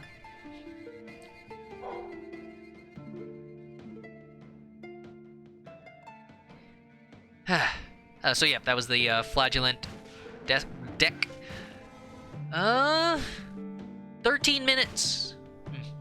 Sure, here's the Range Slayer deck I was talking about. I guess it feels bad I went down the list when I talked about Resident Doom. Slayer. You know, a bunch of curses. So normally the curses just increase damage. So you say, why would you need that when you have slaying effects in your deck? Because you're just gonna insta-kill them anyways. You only need to do 1 damage. But that is precisely the issue. Because sometimes things are armored so that you can't deal damage to them. And a lot of the slaying units are countered by that. They tend to have the larger, scarier the scariest armor in the game is on the Blast Automaton for 2. And 2 is exactly the damage that most Slayers have, or less. So from that point then, and especially if you're doing even less than 2 damage, 1 or 0, you could do that with, I haven't tested like Curse plus the little 0 damage Magnetizer on Order's side. I imagine that attack would then cause curse damage. It is still an attack.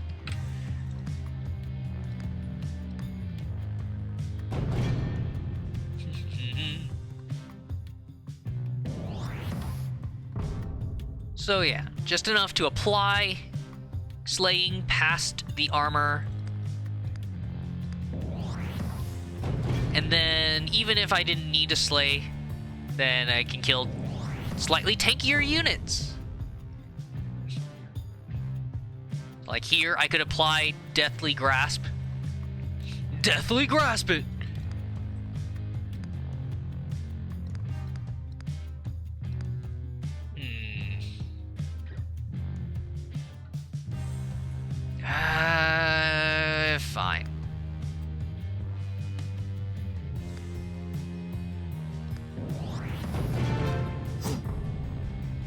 instantly get rid of him, and it's why I put these guys in the deck, because they attack so quickly.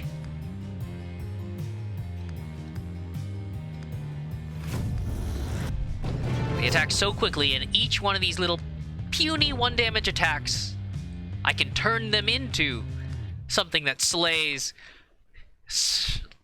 8 health behemoth monsters. So good.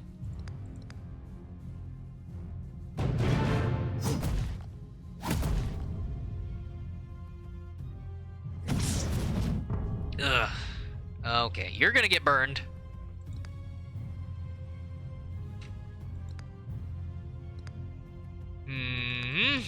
Shame. Only have 4 resources, so I can get this next turn, or turn after next. But several of you will be dead by then. Really? Okay. You know, there's a decent chance we're gonna get to see it this game. How quickly the armor stops my slaying effects. Alright, a little freaked out. I'm expecting the blind rage any moment now is gonna kill off the scryer. Nope. Alright, slaying effects, and then I have this scroll here, which gives me a scroll whenever I kill a creature. Awesome.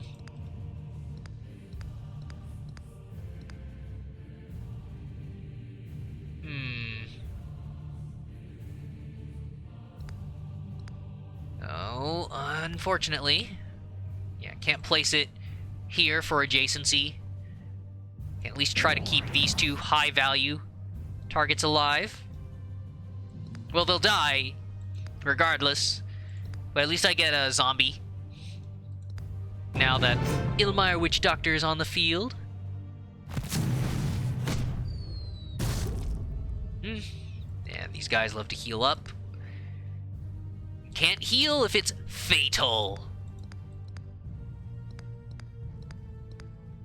Great. Now we got coverage.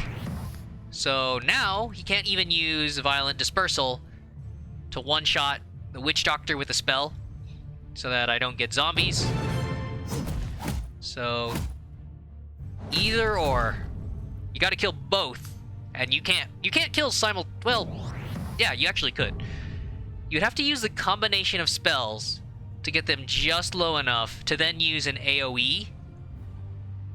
And even then, sometimes it's weird, because it's like it might apply damage because of the attack order.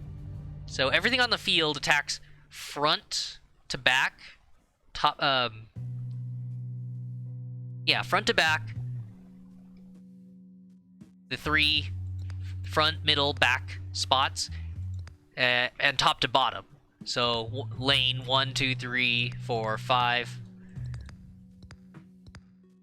So yeah, sometimes it's like, if for an AoE, it might apply it in a line through the entire formation first. It's really weird sometimes.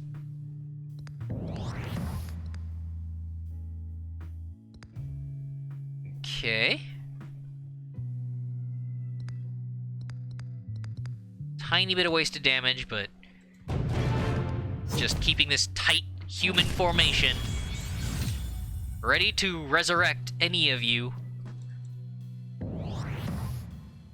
You know that's not enough, because you're gonna get poisoned. It's actually the worst possible thing you could have done.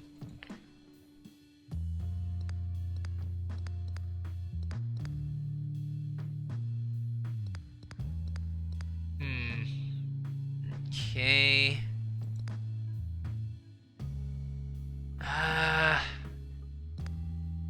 Yeah. Feels bad. Getting rid of a Slayer. Okay. So dead, 2 damage, poisoned, dead, and the initiate is poisoned. Awesome. Oh shoot, I should have spaced them out. Well, if they get blind raged, that's my fault. Uh-oh. Game needs to update, send information to the servers or whatever.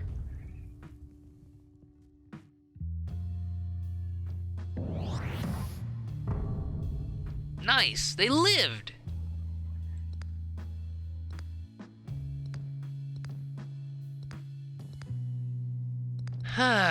So... I think this is a great time to get a scroll.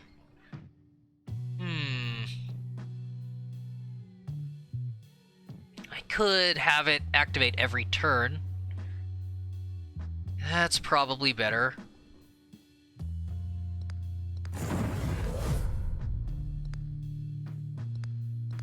Okay. Cursemonger applies the curse, takes a bunch of damage.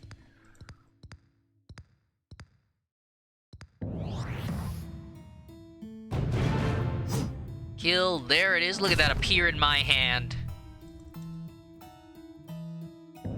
Investigate the guts. Interesting, yes.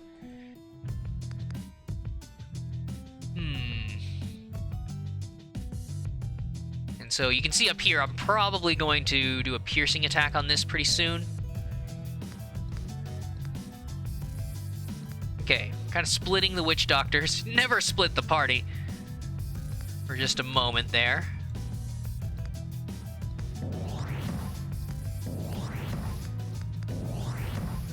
All these fragile little humans, incredibly likely to die to a spell of some sort, but I don't have to care.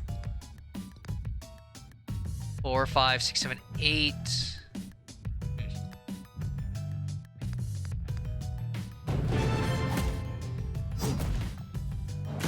I told the witch doctor I was in love with you, bum bum bum bum. And he said, ooh, ee, ooh, ah, ah, ting, tang, walla, walla, bing, bang.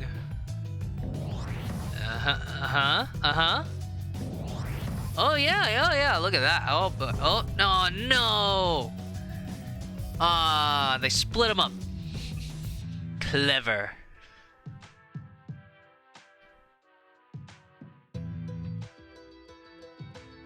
Okay. Well, the funny thing with the show would have been if they'd managed to plop down enough armored units, like a single high tier guy up here, and yeah, piercing, slay each of those targets. But no, it's the end, and too many cheapo, weak units.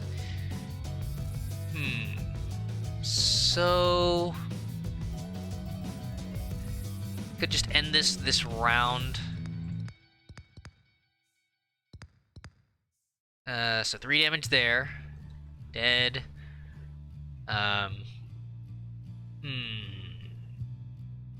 Could go piercing. Oh wait, yeah, this is actually great. Piercing Dust Runner.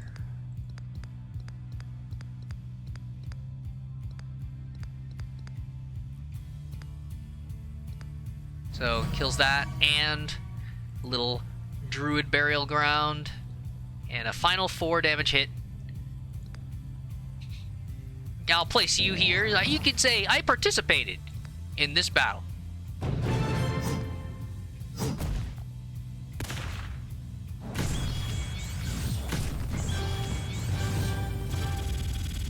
Whew, it's so... Decay is so mean. It's one of those things. Sniping. Ugh. Things that are fun to play. Pretty annoying to fight against. So unpleasant. Alright. Well, yeah, guys. It's been a half hour. Oh, he was up there 5 minutes ago. So, alright.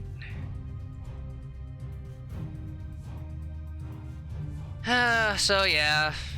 Oh, there's the alarm.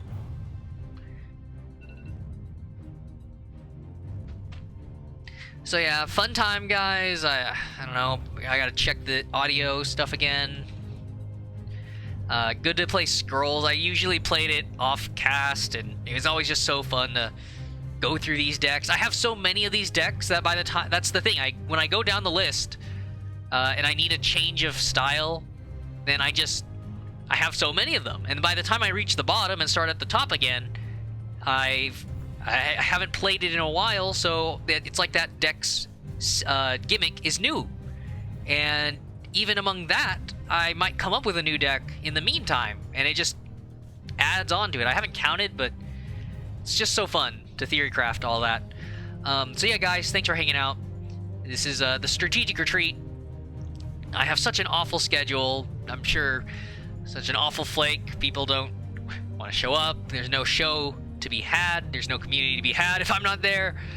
I don't know. I gotta reach that critical mass where the community almost props itself up with like, yeah, we're just kind of joking around in the Discord, and I can't force anybody to do that, obviously, but it needs to reach that point where there's enough. It's the critical mass of somebody is there to respond. You know, like different senses of humor. Every person coming up with some observational joke. All of that goes into, at any given moment, something fun will happen, or you'll get a good response. And for now, it's mostly me and like a handful of other people. So I don't know. Hopefully one day it works out. But yeah, I'm just so tired. I'm gonna go hang out with Ezekiel the Third. Twitch.tv. I don't know. It's not like my raids do anything. But yeah, as you can tell, I love to overanalyze situations, joke around, interact with chat, make a nice place for you guys to joke, lurk, share your thoughts, have running in the background while you play your own games. Yeah, I'm trying to carve out a little community here on Twitch. All this is in the info section below. There's a stream schedule in that. Not that I will. It's not saying I will be here all the time. I don't know the hours I'm doing here, but the hours listed in the schedule are the most likely times where I will I have shown up the most. So yeah, like later morning into the early part of the midday, into a little past midday, and then yeah, Ezekiel the Third. There's a Steam group, there's a Discord, little community place. Hopefully there's stuff where people will play cooperatively. I can communicate. Discord can have like dumb jokes, some news articles, things to keep up with. And yeah, and I kind of cross post to Twitter for notifications. So all of that is where you can find me. Take care, everybody. See you next time.